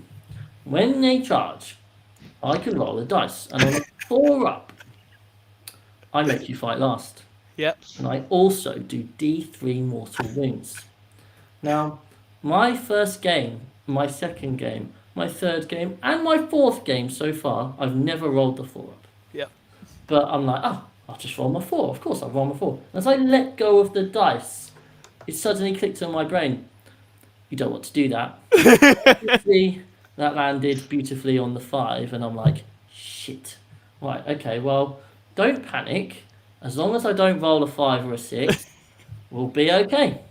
Obviously, as we can all imagine, I rolled the 5, at which point I did 3 mortal wounds to those Reavers, and those Reavers died. Meanwhile, the Incarn's like looking around like, for fuck's sake, guys. I was just about to chop these up, and now I've got to teleport back to my deployment zone. Oh man, it was. I was literally like so excited to do the play, and completely fucked it up. So that was disappointing. But basically, then he proceeded to put a lot of shooting into the Incarn because I teleported him back, but he wasn't super safe, so he got a bit weaker. So I just hid him, and he popped up again later on. But I just had enough forward pressure. I was able to really get a big lead on the primary, and I won that game 94-58. So very nice. Very it was nice. it was a really fun game. And I think Anarian, if he just deployed a bit more aggressively, so he could have got his assets into me, maybe in my lines a bit quicker, might have been a bit more of a fight. But no, definitely need to take basically a very uncomfortable amount of damage. I think Drakari into other Eldar, you're going to have to lose like 600 points and then work with what you've got left after that. But if you're up close, you can actually do work. If you're not, you can't, and you just keep losing that much all game. Excellent. Okay, great. Aaron, what happened to you in round 3, my man? I got paired into Louis from Mind Goblins, Dark Angels. Louis Ballington, yes. Yeah. Absolutely. And all of the Terminators, the Talon Masters, blah, blah, blah. It's a very nice list. Yeah. Then me and Louis went back in time and decided to play a different mission to everyone else. So I came over and Lou was very graciously setting up the board. So I started setting up as well and just looking at the booklet that Louis had open and was setting it all up. And we set up Death and Zil. You just have one of the old UKTC books. Yeah, must have had it. So I don't know if someone left it there or Louis had it. But yeah, so didn't even think, because it's like the same deployment, everything. Didn't even think anything differently of it. So we played that, which was fun. You've committed a UKTC crime. That game shouldn't stand. That's illegal. I'm going to get you cancelled. I'm going to email Zach. Hello, Jack. Nice to see you, buddy. But yeah, it was a good game. It was always going to be uphill because I was struggling into the Terminators. Yeah. I think from memory, Louis went first and sort of marched out towards the center objective and put the -1 damage on the Terminators, and then sort of spread to the side slightly. Mm-hmm. So not all what went on, it was quite quick, but what did happen was where it positioned, there was an opportunity for me to get a 6-inch charge onto one of the Talon Masters. I was like, I must do that, because that's going to help against Codex Warfare, which Louis took. So early in the game, it's going to change everything, like really hurt his secondary scoring and sort of help him, make him have to do they're absolutely key to that, aren't they? Yeah, so 6-inch charge, re-rollable, 5 both times. So didn't go my way. I dread to think what the percentages are on making that charge. You not Overwatch as well, right? Because the Overwatch on 2 is those guys. No, only one of them does. Yeah, the Arbiter's Gaze one does. Arbiter's Gaze. Yeah, so it wasn't that one, but I can't remember if there wasn't CP. Yeah, Louis runs 2. I think 2 is the way. But yeah, and things started to go downhill a bit like from there. I got into one of the Terminator units. I bought in the Death Dread, which I took for a bit of fun, and gave him exploding 5s. He fluffed his lines and hit like twice or something. No explosions, so didn't really go particularly well. But yeah, it was tight. I had another opportunity later on. I would try to get into his characters and went into the Chaplain with a unit of 5 knobs, power claws and big choppers, and managed to do 4 wounds to him or something like that. So It wasn't to be. It was an uphill struggle for it anyway. Louis played it very well, and I ended up going down 98-57. Okay, that's rough. First loss. Yeah, that's rough. Unlucky, man. And that. Oh, have I said my third? Not yet. No, I haven't. Yeah, I got World Eaters again. So having not ever played them, I then played them twice in one day. What a treat, eh? And this was a completely different build. This was Tom Forstner, and he was running Angron. So Angron was there. He had lots of individual Chaos Spawn, because I'm told those are good for getting off the old Blood Tithe scoring. We had some Jackals, lots of Berserkers, lots of 8-bound, and then 2 War Dogs to kick around at the back and do some shooting, right? This is a very popular, some would say almost uniform selection being made by Chaos players at this moment in time. The 2 War Dogs, bit of backfield offset, bit of screening, bit of shooting. Very nice addition to the list, and it definitely made this a much more significant challenge than the first World Leaders list, because it could come back at me in other phases, right? So it had some game there and was able to threaten me at range. So this one, I was struggling for secondaries, because obviously World Eaters can deny psychic powers on a 4-up. Don't like that. Means psychic secondaries are very risky. He designed it beautifully, so it didn't give up, bring it down, didn't give up no prisoners. And it was at this point, a practice game I'd had with Chris came back to me, in which I had remembered that because I have so many Aspect Warriors, I can muck around with Wrath of Cain. Which is, those who don't know, in Wrath of Cain, if you shoot a unit with an Aspect Warrior, 1 point. If you kill in melee a unit with an Aspect Warrior, 1 point. If you do both in the same turn, 4. And Tom Forstner has a bunch of Chaos Spawn. Little individual Chaos Spawn. So I just spend the early turns demolishing 8-bound with D-cannons and those kinds of things, but also just sending Aspect squads to hunt for the Chaos Spawn to make sure I was getting my 4s every round, which is quite a fun little mini-game in and of itself. What I loved, Tom was a lovely, lovely guy. And what I love is literally every time he lost a unit, he just said in this gentle voice, he'd be like, "Oh no, my Rhino," or like, "Oh no, my Spawn." Like he said it literally every single time. He was so lovely. And Angron was quite scary in this game. I think if Tom had been a little bit more aggressive and had played the trapping potential of Angron more assertively, he might have given me a real problem in the mid game here. But he didn't, so I got around that and won this 94-59 in the end. So I was able to sort of hold things off, and yeah, fun to use Wrath of Cain. It does become a very distracting mini game in its own right, because trying to get like a Phoenix Lord to actually decisively kill something, not easy. You have to like whittle it down with something else and then bully it with like Baharoth or something else. Like it takes a bit of work, but it was a lot of fun. Cool. So that was round 3, and we obviously had all night to stew on our next day pairings. Chris, what did you get for the infamous Sunday morning round of Tide of Conviction? So sitting at 3-0, I'm like, it's always going to be a brutal game. Sorted. And I drew Daniel Whitaker. So for those who don't know, he's one of the top Eldari players around. I played him years ago at my first LGT, where his Dark Reaper Exarch single-handedly, like, basically tabled my Admech. And I kind of went into this game thinking, well, he's got more experience with Ynnari and Eldari than me, but I'm going to learn a lot, and who knows what can happen. I'm sure I can run it reasonably close. And close it was. Oh boy, was it close. So he got first turn. Now, obviously, traditionally on Tide of Conviction, which is a hold 2, hold 3, primary is quite important. So going second means you can get a nice little boost to your primary, especially if you've been struggling. But conversely, going first means you get to cause the first damage, and it means you get to stage, and it means that then you can get to dictate the flow of the game. I'd kind of made, because we both had Scorpions, so I put my Scorpions on one side, he put his Scorpions on the other. Yeah. So I was like, oh, I don't want anything to do with that, and he didn't want anything to do with that. Yeah.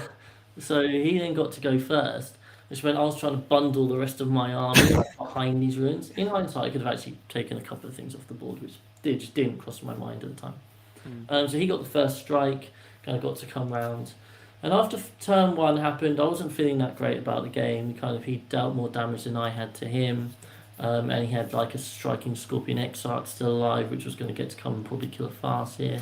I kind of overestimated my powers, my psychic powers. The bloody Banshees had gone and not killed a Solitaire. I chose an Assassinate, much like Tom was saying. I really struggled with secondaries. Yeah, it's tricky for Eldar at the minute. he had the Solitaire and he had the Troop Master who can go really far. I was like, well, I could choose Warp Ritual, but he's going to have a great opportunity at slinging them forward into my characters. The distances you have to be in for it are very dangerous, right? Yeah, exactly. I don't have that ability, and he had the Death Jester. I don't have the ability to do that to him, but he has the ability to do it to me. So I was like, I'll just take Assassinate. It might well mean he plays a lot more defensive with these things. The Banshees went into the Solitaire, didn't do it, which was really annoying.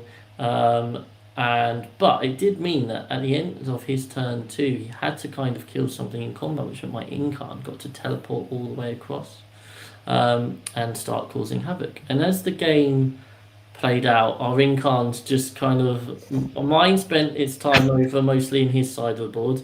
His spent mostly in... We never got the Incarn showdown. Oh, what a waste. What a waste. I imagine that just goes first Incarn to hit wins, right? Well, it's if you roll slightly, but because of half damage. Oh yeah. Okay. Yeah, all right. But yeah, and it was a really interesting game. Like Dan was such a lovely opponent. Like as the pressure ramped up, and this was an interesting thing. Oh, shut up, Davey. Davey's just said like we were both in sync for the podcast. Y-N-N. Fantastic. Beautiful. Davy's not had much chance to express himself in this segment. I'm sorry. Just keep getting creative in the chat, mate. It's fine. I've completely lost my train of thought now. Good one. Anyway, so basically it comes down to I have kind of killed quite a lot of his stuff. He's killed quite a lot of my stuff. And it's coming right down to a wire because I'm hoping to get this primary swing at the end. Oh, that's what I was saying. He was such a nice opponent. He was giving me tips and tricks and think about this and that sort of thing. And we were both allowing take bucks and slight adjustments and you could do that. That's fine. Don't worry about it. It was in really good spirit. And then we basically ran out of time, and it came down to the final thing. We worked out I needed to kill a character. I needed to knock Banshees off an objective, and if I did that, I won. If I didn't, I lost. So this was he was full about to have a meltdown. He was just all panicking. Even my hands were starting to shake.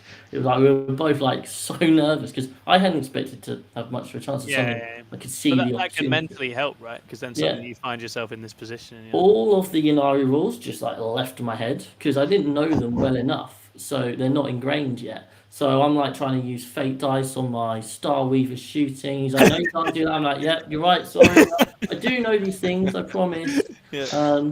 And essentially, what happened was, I pull my Star Weaver back from combat, so to shoot the Death Jester, which is on 1 wound. He fires his Death Jester into my Star Weaver. I'm like, shit. Then he rolls really badly, and my Star Weaver survives. I'm like, right, okay. First thing succeeded. Then I come to my psychic phase. I go for Storm of Whispers. There's going to be D3 mortal wounds. That's going to hurt the Banshees. That's going to kill the Death Jester. I roll a 9. He denies on a 10. Oh, shit. Damn. Right. Do another targeted mortal wound power onto the Death Jester. Right, okay. I roll. I've used fate dice for this. So there's a 6, and there's another 9. Right, cool. Got a 9. He fails the deny, re-rolls it, makes the deny. Fuck. Okay, well, this isn't ideal. Star Weaver into Death Jester manages to go off. Phew. Part 1 succeeded. So now the Incarn needs to go into the Banshees. Now the problem is that actually the Incarn doesn't really kill 5 Banshees. No, he doesn't. Because if you think, the Incarn has 6 attacks. Yeah. Okay. Now I can ignore invulnerables and just auto kill every model.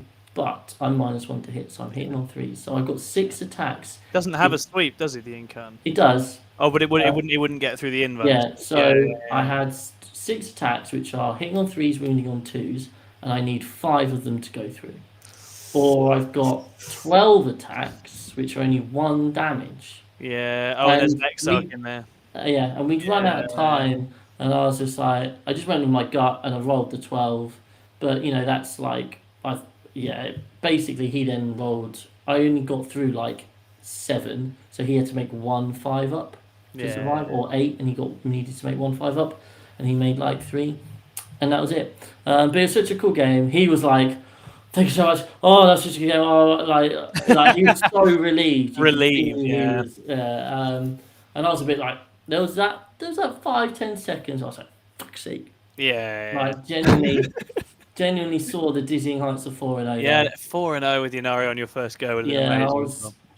Sounds like you've had a great go though. Yeah, it was a really, really fun game, and I think, I was happy with in-ish how I played it. I generally, and he agreed, like, maybe my deployment wasn't quite right, but generally the amount of resources I committed and when, like the pacing of the game, I got right. And I gave him a lot of problems, so I was really happy with that. So yeah, that was my first loss, alas. Very nice, man. Unlucky. And Aaron, what happened to you in the horrific Sunday morning round? I had the most delightful gentleman called Steve Scott and his Combat Novak Necrons. Oh, nice. Okay. Oh, yeah. Yeah, very, very nice man. My favourite game of the weekend, not just because it was very, very cool with both combat armies, and he was just absolutely a delight to play against. As you'd say, Tommy was a babe. Yeah. And they had like 2 units of 20 flayed ones, a night scythe, destroyers, and is it Anrakir? Anrakir the Traveller. Yeah. Tackle. Yeah. And yeah, so we set up.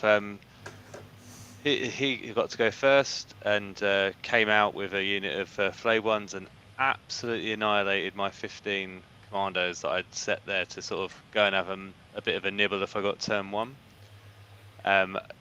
Absolutely shocking how much damage the flayed ones put out. It's like 80 attacks or something. They are exploding 6s. Like, oh, this is like, sorry. Yeah, the Orc player's like, how many attacks? Yeah. He then told me again when I double checked what the special character done. He's like, oh yeah, if you come near me with one of your vehicles, I can take over its weapon and start shooting you with it. And I was like, oh, hang on a minute. Was that what I say? He has to die. So Zagstrucker torpedoed out of a truck on turn 1 for me and went and dealt with him. And didn't have the CP to get him up again either. Oh no! So sort of deflated that side of plans, and then just managed to get a couple of really good charges off and just absolutely yeeted the entire army up the board. Took out his both units of flayed ones pretty much. Took out his big blob of scarabs that were doing the action on the center objective. Got rid of his destroyers, got into his wraiths, then got into his back lines, and I just managed to take enough off of Steve so that he wasn't able to hit me back hard enough in turn 2, and then I essentially took all of his other toys off the table at the end of my turn 2. Nice. Very nice. It was just so brutal because neither of us really had a lot of shooting. We just charged headlong into each other and see who could slap each other about more. Nice. And got away with it, luckily, that one myself, and got 132 win. Very, very well done, man. Back on the wagon. Excellent. Super score against Necrons, is that right? Yeah. That is. You have to. Yeah, if you have to get them early. You have to really punish them. And poor Anrak here getting bullied by Zagstruck. That sounds very mean of you, Aaron. Why can orcs that are wearing rockets be in vehicles? That always confuses me. They're open topped. They take up 2 people. I don't like it. Double standards. I don't like that. Just stand on the bonnet surfing it with his rocket on his back. Yeah, they're actually powering it along. And then for round 4, it's worth saying we had celebrated John Scrivens' birthday on the night before at a curry house in Berkhamsted. So happy birthday, John. I hope you're having a lovely time this week. Well done on being 45 or 47. I forget which one of those you are now. But so we'd got quite merry. Some Baileys were consumed, but we were quite guilty of doing this on the Saturday night. We need to stop doing it, but not just yet. And I drew Louis Ballington, who Aaron had played the round before, who is with Mind Goblins, and Louis and I had played on Tide of Conviction not long ago at a GT, and Louis had end of turn for that one, which is a big deal in Tide. He'd played it really well, and he'd beaten me very narrowly on that. So we got there in the morning and we were both laughing because it is literally Groundhog Day. We are playing the exact same mission again, exact same players. We know what the other one is doing. Louis' list is very similar. I've obviously changed things, but actually, as we were commenting on during the game, although it's a completely different army, the way I'm probing and approaching the game is actually very similar to my Drukhari. I'm playing around him and trying to hit him in his weak spots. So it was Dark Angels into my craft worlds, and essentially this game comes down to, I've got end of turn this time, which is good from where I'm standing. I'm able to probably hold more of the objectives at the end than him, get a bit more in terms of score. So there is going to be a sort of score differential at the end, with Louis expecting to get ahead early. And this game hinges on a couple of key moments. We both play around the side. Louis sort of very tentatively puts things in the center for O's of moment, and sometimes I manage to clean them out, sometimes I don't. And he's probing with his Talon Masters, just picking things off and trying to get his Codex kills. I'm at the same time pushing up one flank, trying to take over and carve out space on that top left-hand side, from which I can then stage an attack to take his backfield in the final turn. That's the idea, right? Keep stuff safe and hidden and secure, and then push, take the objectives for the endgame swing. Jane Czar fails to kill one Terminator. I love you, Jane Czar, but you do let me down sometime. But she does get back up the first time she's killed, so she's still around to help at the end. Baharoth has a magnificent game, except, and this is one of the big moments, he goes in to kill the Apothecary, spots a moment, gets in. The Apothecary has to make a bunch of 6-up Feel No Pain, survives on a wound, which is massive. I've taken Assassinate, there's Assassinate points there. The Apothecary can obviously get Terminators back up. It was a moment where if I kill the Apothecary, I have enough points to win this game. Baharoth doesn't quite manage it and has to fly off again. I think also I had to use Baharoth or something to prevent a hold more at one stage in the game that I didn't. I opted to. I wanted to use Baharoth for longer. I didn't want to give up wounds on him early doors, so I was like, I'm just going to give one hold more and catch it up later. Again, with hindsight, didn't need to surrender that. Shouldn't have done that at that time. I took Assassinate, didn't score high on Assassinate, but the effect it had, as Chris was saying earlier on, was a positive one, because Louis got Talon Masters, he's got lots of characters. I don't want him just being able to throw those away to play the primary.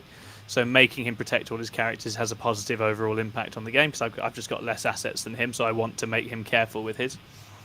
But where I lose this, simply put, is I misprioritize my RBD quarters. There's a turn when I can get in his most heavily populated quarter with Dire Avengers to tick it off. And because I'm building to push from the other side, I drop them in there first and they RBD and then push up.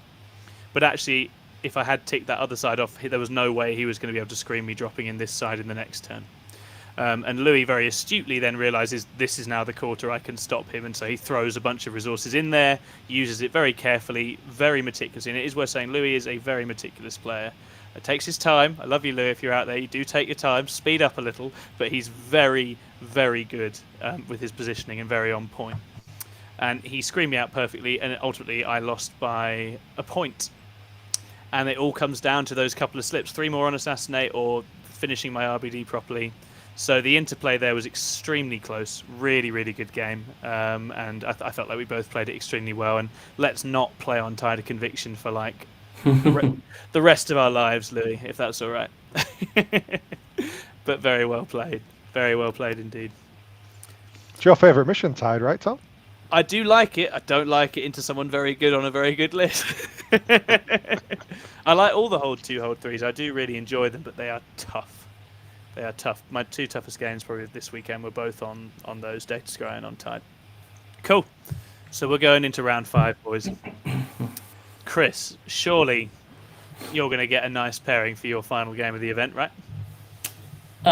So what we haven't spoken about so far is another member of our team, Mr. Paul James. Paul James! Who has been also on a bit of a rampage with 45 Terminators. He has. He's gone 1-0, he's gone 2-0, he's gone 3-0. And he has then drawn Mr. Vic VJ, who apparently is quite good at 40k. He's pretty good. And Vic was cacking it about playing.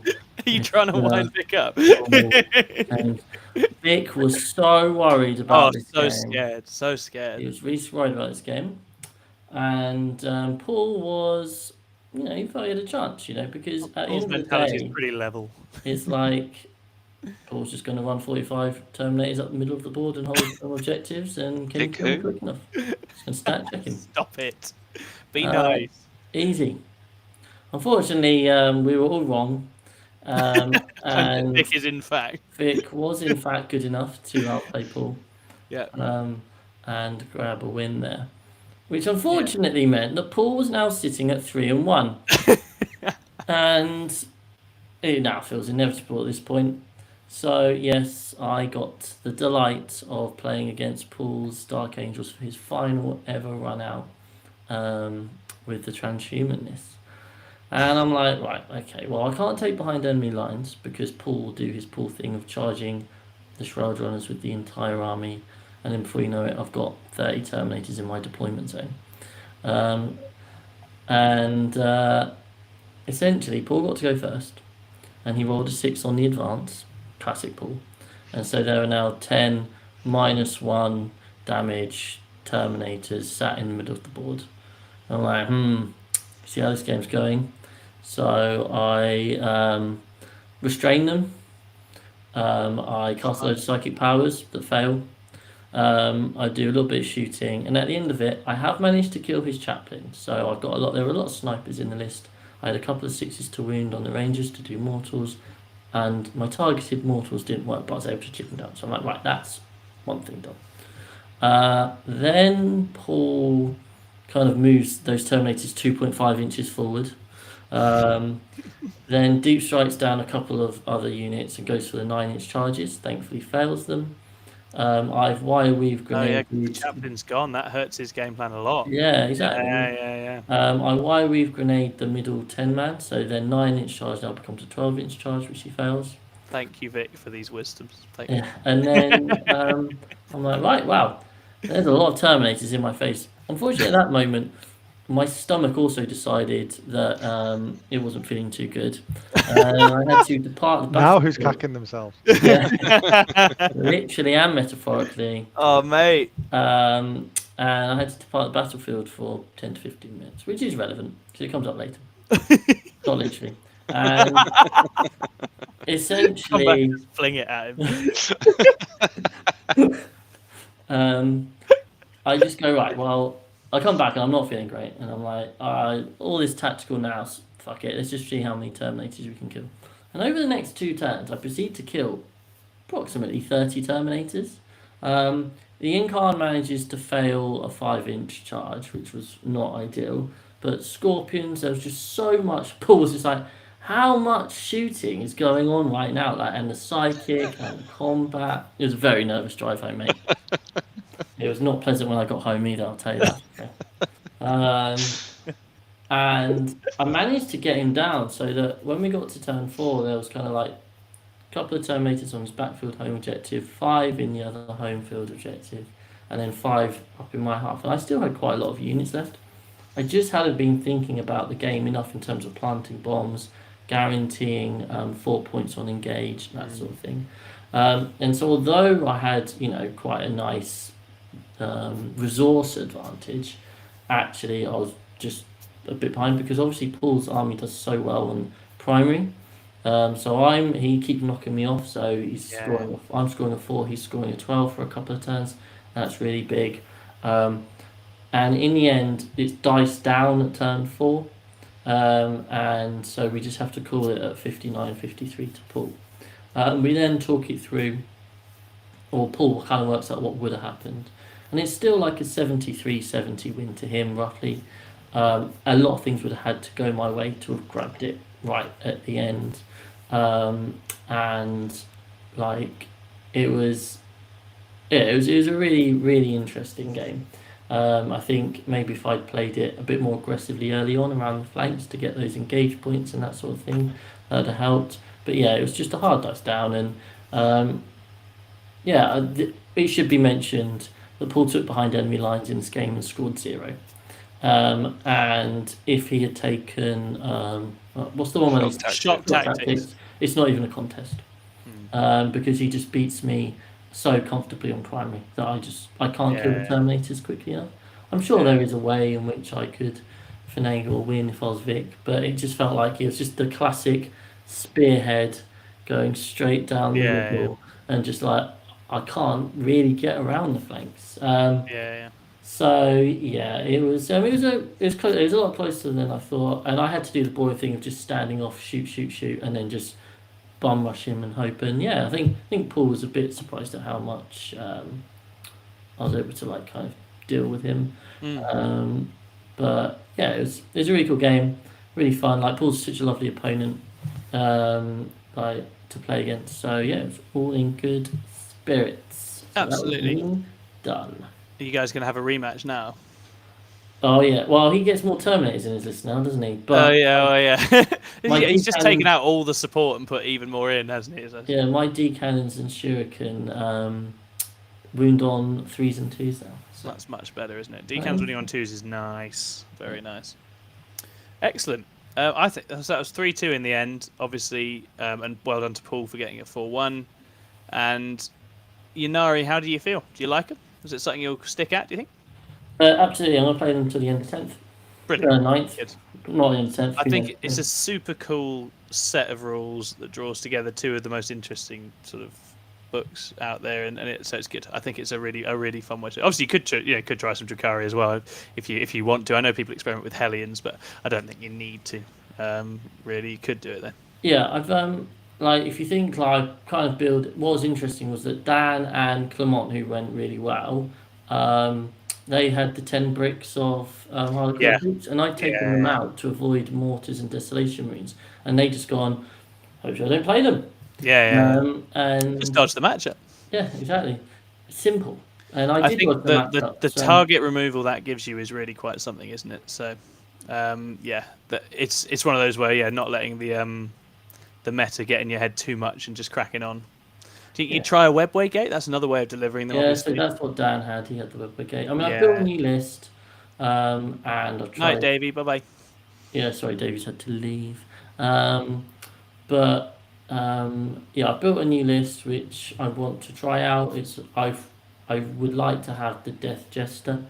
So therefore, you and me both, buddy. Yeah. I've added the travelling player. I've got the 10-man block in there as well. I'm gonna try that out, and we're gonna see how that goes. It doesn't feel like I've lost too much. I've just I've lost the second unit of Banshees, for example. Lost the Shining Spears. Oh no, a shame. Yeah. By the way, they are utter shit. Yeah, they are. They're trash. Entire weekend. They are a trash unit. The Banshees let me down over and over, especially this Hyper Exarch that has 10 attacks at 2 damage. Yeah, I like the Crone Scream shrieking one. That's the one. I've dropped the Crone Scream. But the fight last and the +1 to wound just means that they can clear up certain things. Yeah. The Scorpions were great because you got exploding 6s. Scorpions are very tasty. Mortals. That Exarch was great. Shining Spear, they tried at the end. They really did try to prove their worth. The Exarch managed to survive a couple of turns of 5-ups to wound Mortals. But yeah, they're fucked. They're gone.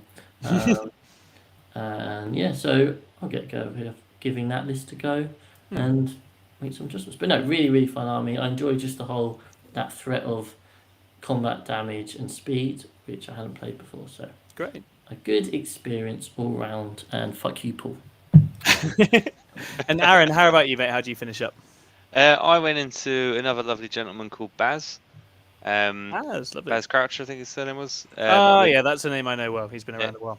With his Iron Hands. Mm-hmm.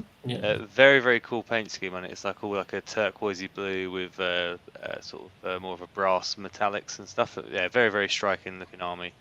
And I was there on the table next to you for the last round, Tom. Yes, you were. Yeah. Because you had demons. Yeah. I had Thousand Suns, but we'll come back to it. Yeah. It was a intimidating matchup for Orcs going against all of their firepower. It was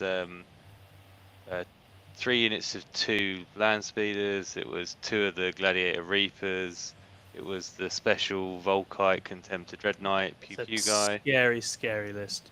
Yeah. Block of Terminators, a couple of blocks of Infiltrators for the deep strikes, etc. And I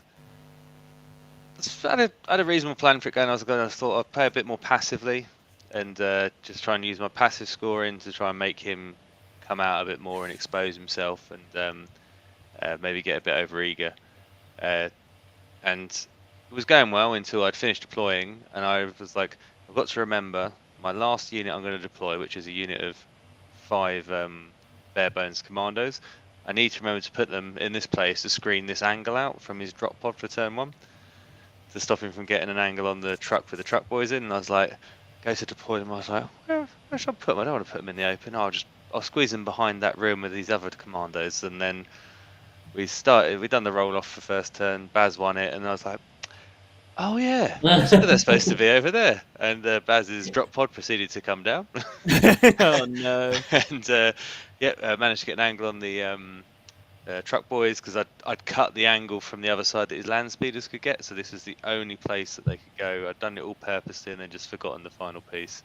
So he did pop the truck with the knobs in. Yeah, that's rough. Which means I didn't get to the idea of being sling them out, tie something up for a bit, probably take out one of the gladiator reapers, to be honest, because it was hidden behind a ruin that I would have been able to get at, and then just again stay passively sat there with him not being able to shoot anything, and make him try and move to get angles and stage, and then obviously flip back onto him. I think I made a slight mistake with the secondaries. I chose Green Tide, whereas I think this is where I was going with the idea of a more passive game, but in hindsight I think I probably should have gone for Stomp 'em Good, because there was no combat going into me, and for example, every time he gave me the opportunity, I would jump out and I'd get the unit of 2 land speeders. So he didn't kill. Did he kill anything in combat? Right towards the end, I think I charged a kill rig and he got a combat kill there, etc. But it was all shooting, obviously, for Codex, so I would have scored better on that, I think. And yeah, a change on the drop pod screening, and I think I managed to spin that game around into a win, because it was very, very close. It went right to the last turn, and it was an 88-72 win to Baz. But yeah, it was a brilliant, brilliant game. Really, very close. Really, really interesting. Very close, yeah. And yeah, do you think the drop pod issue is enough to swing it in a different direction if you don't lose the truck boys? Yeah, definitely. Yeah, wow. There's no other. Crazy tight. Yeah, that's the only way that they get touched, that truck. And then straight away that truck comes in, gets it. They're going to kill the unless something goes wrong with my role in this weekend, it could do, but with some instances with the not truck boys. But I would back them to take down the Gladiator Reaper and then go and tag something else, and it would have just caused so much problems with having to fall back with something that can't shoot, then having to go after the knobs, and just allow me to then come up more or less unopposed along that flank. Nice. Very nice. Well, that was a solid 3-2, and you scored super high to my memory, right? You had a very, very high. Yeah, I think I ended up with 420 battle points. Yeah, like very, very strong battle points. So really well done, man. And anything you'll change going forward? Yeah, unfortunately, basically the Death Tread was a waste of 85 points. It was so fun. I wanted him to be good. Big sad. What a waste. Well, it was like just the idea of going into Terminators, a damage 3 weapon, etc., etc. I thought vehicles. It just didn't work out, so I'm thinking of definitely taking the Death Dread out, maybe taking out the small unit of 5-man commandos, and then going to chuck in 2 units of 3 Squig Hog Riders. And that'll do. Yeah, I know they have an issue with getting around on UKTC, but hopefully the idea being they follow up behind the Storm Boys. And then one of those assets that takes quite a lot of commitment to remove. They're very annoying for their price point. And they have the punking with the bombs, don't they? It's quite fun as well, the mortal wounds. Great. Awesome. Okay. Well, my final game, I was ruined, basically, because my event migraine decided to kick in at the end of the game against Louis, which, as you might have gathered, was quite a difficult game, because there was 1 point in it. So I'd been doing a lot of thinking for that. So I was knackered, and I then drew Callum's Thousand Suns. And Thousand Suns are one of those bogey armies for me. I've never liked playing against them. Teleportation gives me a massive, massive issue. They've got a lot of good tools for killing Eldar, because Eldar don't have many wounds, so they don't like mortal wounds. It's a very straightforward relationship to that. So I was a little bit, and it was the mixed in with the Tzeentch Demons, so you could double tap the Infernal Gateway, some Screamers, Flamers, these kinds of things. So a whole range of threats in here. Very scary list. And I was a bit defeated when I turned up at the table. So I need to first and foremost thank Callum, because Callum gave me very good pain meds, got me some water, was very, very friendly. And basically, I don't know if Aaron would have seen this, I was sat down for about the first 40 minutes of this game, just trying not to die.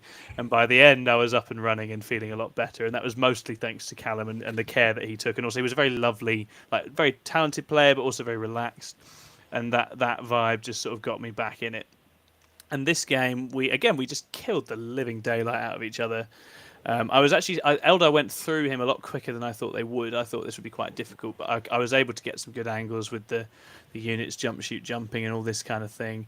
I got very lucky with Phoenix Lords. Every single Phoenix Lord, the first time they died, got back up. Right, that's on a 4-up on a strat. So that is ludicrous luck. Right, that is a huge amount of luck in one game. There was a brilliant moment in this where Callum teleports his 10 Scarab Occult Terminators over to my left-hand flank, and I've actually set a trap for him. I've put Morgan Ra out on his own on the edge, and I've got Shroud Runners lurking to use the Wire Weave grenades and make the charge too long so that the Scarab Occult Terminators are stuck there. So I do the strat, do 3 mortal wounds, kill a Scarab Occult Terminator, all going very well so far. Then Callum just pops a 12 down and makes the 12 charge, which was absolutely brilliant, and we high-fived. It was extremely funny. And poor old Morgan got flattened for the second time at the event. And so I think I was then very fortunate because actually with their shooting, they had one of the reasons I was a bit down is like I just couldn't see a way my D cannons weren't just going to get picked up by his shooting. But somehow in the turn they came across, Scarab Occult Terminators failed to scratch the D cannons with their shooting, which just doesn't happen. I'm sorry, you fire 10 Scarab Occult Terminators at some D cannons, you're not going to have many D cannons left at the end. I had all 3, which is complete insanity. And I've got my race here there as well. So that means that in my turn, I just completely light up these Terminators and absolutely annihilate them. At that point, the game sort of swings. But even with all the good luck I've been having, it comes down to the last couple of rolls of the game, which is that I need Baharoth to stand back up, and I need Callum to fail to defuse one of my bombs. Either of those happens, he wins the game. And Baharoth gets back up on a 4-up. Woo! And he fails to defuse the bomb on a 2. Woo! So basically, I got extremely lucky with a very, very nice opponent and pulled out a completely jammy, dodgy win to make it a 4-1. So it was a very funny game to end it on. Callum was a gent, really enjoyed playing him. I hope I play him again. And there's no way I win that one twice. Well, we did say that it was very close, like you say, like making that 12-inch, and then obviously if you left Baharoth, whatever his name is, next to the bomb, then. Oh yeah. So Aaron had some good advice for me on the diffusing as well. Yeah, so there were a couple of different things, but it was a really, really good game. And yeah, so it was fun. I was very chuffed to finish 4-1 with that Phoenix Lords list. I like a lot of what was going on in it, but I'm going to be. As Chris has alluded to, Harlequin's just too good to leave out. There's just a couple of troubleshooting tools you just really want to have in Elder, and I'm very tempted both by Ulthway, but also potentially by the Avatar of Cain as well, as a big sort of pivot. Enjoyed using the race series as a pivot, but I'd like a pivot that can actually just demolish things. You got to bring the Avatar now. Avatar's got to come right for the rest of the edition. So I'm going to start building and painting that this week. I'll let you know how I get on, guys. We don't have a lot of time for questions, so if you do have any questions, chuck them in now. We'll try and quickly do a couple. I'm just going to try and pull whatever we had out the Discord, and then we're going to get away. As ever, if you want to ping Chris a super chat so he can buy himself some nice things, we would greatly appreciate it. But do not feel obliged. So, podcast questions. Chen says, favourite games at the London Open? Callum, Thousand Suns game. Brilliant game. Thank you very much, Callum. How about you guys? Yunari game. The Yunari mirror, awesome. Yeah, Aaron. Yeah, I think it'd be Steve and the Necrons. Yeah, brilliant. Very nice. Run Predictable was curious what we think about players who drop from an event on day one, which is quite an interesting thing. Topical. It's topical, right? It's an interesting one. I think. Go ahead. I was just going to say, I was chatting to Lee about this actually, and it's it just means that they've not got that. They're not playing the 40k for its intrinsic worth of actually enjoying the game itself. Sure. Like, I don't go to an event to win the event, and everything else is a failure. So if I know that first day has not gone quite well, you can recover it the next day. But I'm there to socialise with my friends. I'm there to enjoy a weekend of 40k. Sure. I feel like even at the very highest level, it's still like there's still such an element of randomness and rock paper scissors and all those sorts of things. That I don't know, it's hard because I can see, I guess maybe a person who drops after day one is saying, I'm just not enjoying this event.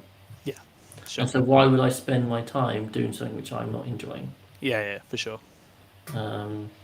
So I can see that. I guess that's the counter argument, and then we can't really say, well, no, you should stick around and do something you're not enjoying.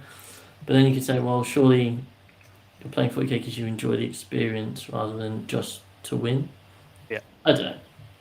Totally. Well, I think it just confirms that they're a loser, doesn't it? Like, they've lost and they're a bigger loser for leaving. Aaron, don't be in all seriousness, I think one thing that I think a lot of people, and us included here, we've discussing this before, and I'm sure if people are honest in the chat, it's the same, is we tend to project our own thoughts onto other people's actions. Yeah, and for sure. We are like, oh, they shouldn't have done that because I didn't do it. It's irrelevant what you think. Completely. You have no idea what their reason is. You're not the same person. Yeah, their enjoyment could be different. Their reasonings for it, absolutely no idea. So if people want to do that, that's what they want to do. It's totally up to them. Yeah, exactly. We're not calling you out here, Sean Kate. Well, we're not calling anyone out. It's a more of a philosophical conversation. I think dropping out to preserve your own well-being is always a very valid thing to do. And I think it's the social thing, isn't it, and what you're expecting to get from it. I guess maybe one day when we're sort of have massively high expectations, we'll look at it in a different way. But I think I always like to get 5 games in, however it's going. Even what was my 2-3 with my Night Lords was still one of the most fun weekends I've had. Was still a very good time. So you miss out on those moments if you don't keep plugging away. But then, as I say a bit at the moment, we do this a lot, don't we? We play a lot of Warhammer. Yeah. So maybe an opportunity to cut a bit out now and again, prioritize some other things isn't the end of the world either. So cool. And then we have most anticipated change for 10th. Oh, just Night Lords being the best army in the game. 10. That's what I'm most excited for. Morale is going to be decisive, I think. How about you guys? Not a lot. Not really thinking much of it. Similar to Davies, it's like I keep seeing things pop up. It's out of context. I don't know what's going on, so I'd rather just see. Yeah, for sure. I suppose the biggest thing I'm looking forward to is hopefully a resettling of everyone as they get their indexes. Yeah, that's going to be fun. And actually, I do like the Codex wheel.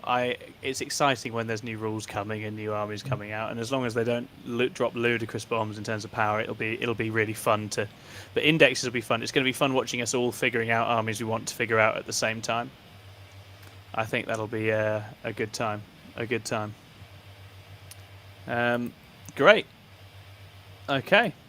Phil Wag asks, how would you guys fix the indirect meta? Take it out into the back of the shed and shotgun it. Yeah. Hopefully they're thinking about artillery very sensibly in the next edition of the game, but I think artillery is just one of those things that just shouldn't benefit from increased efficiencies of any kind. It should be very predictably middling, and that's the only role it should ever be allowed to play. It shouldn't be allowed to combo with very powerful damage debuffs. It shouldn't be allowed to have very heavy re-rolling efficiencies. I think without that it's fine. With those things is when it becomes oppressive. So we'll see. As I say, Desolation Marines, remember this profile, because much like aggressors, what they tell you these guys do when they first sell you them ain't what they tell you they do when they want to sell you something else. So time will fix all wounds in the end, but we'll see how we go. Great. I think that's a sensible time to sign off. I want to reiterate how nice it was to see so many people at London Open. Thank you so much for all your comments. Thank you for your support for the show. Thank you for tuning in and viewing. We still can't quite believe people come and watch us every week. It's quite a remarkable thing. So we massively appreciate it, and we will see you again next time, where Pin the win weight on the faction is going to return, and we'll have to come up with some other stuff, and Davey will get his revenge for sitting through us talking about our events, because he talked through his triumphs at the GT. So we'll see you all then. Bye bye. Be well. Bye.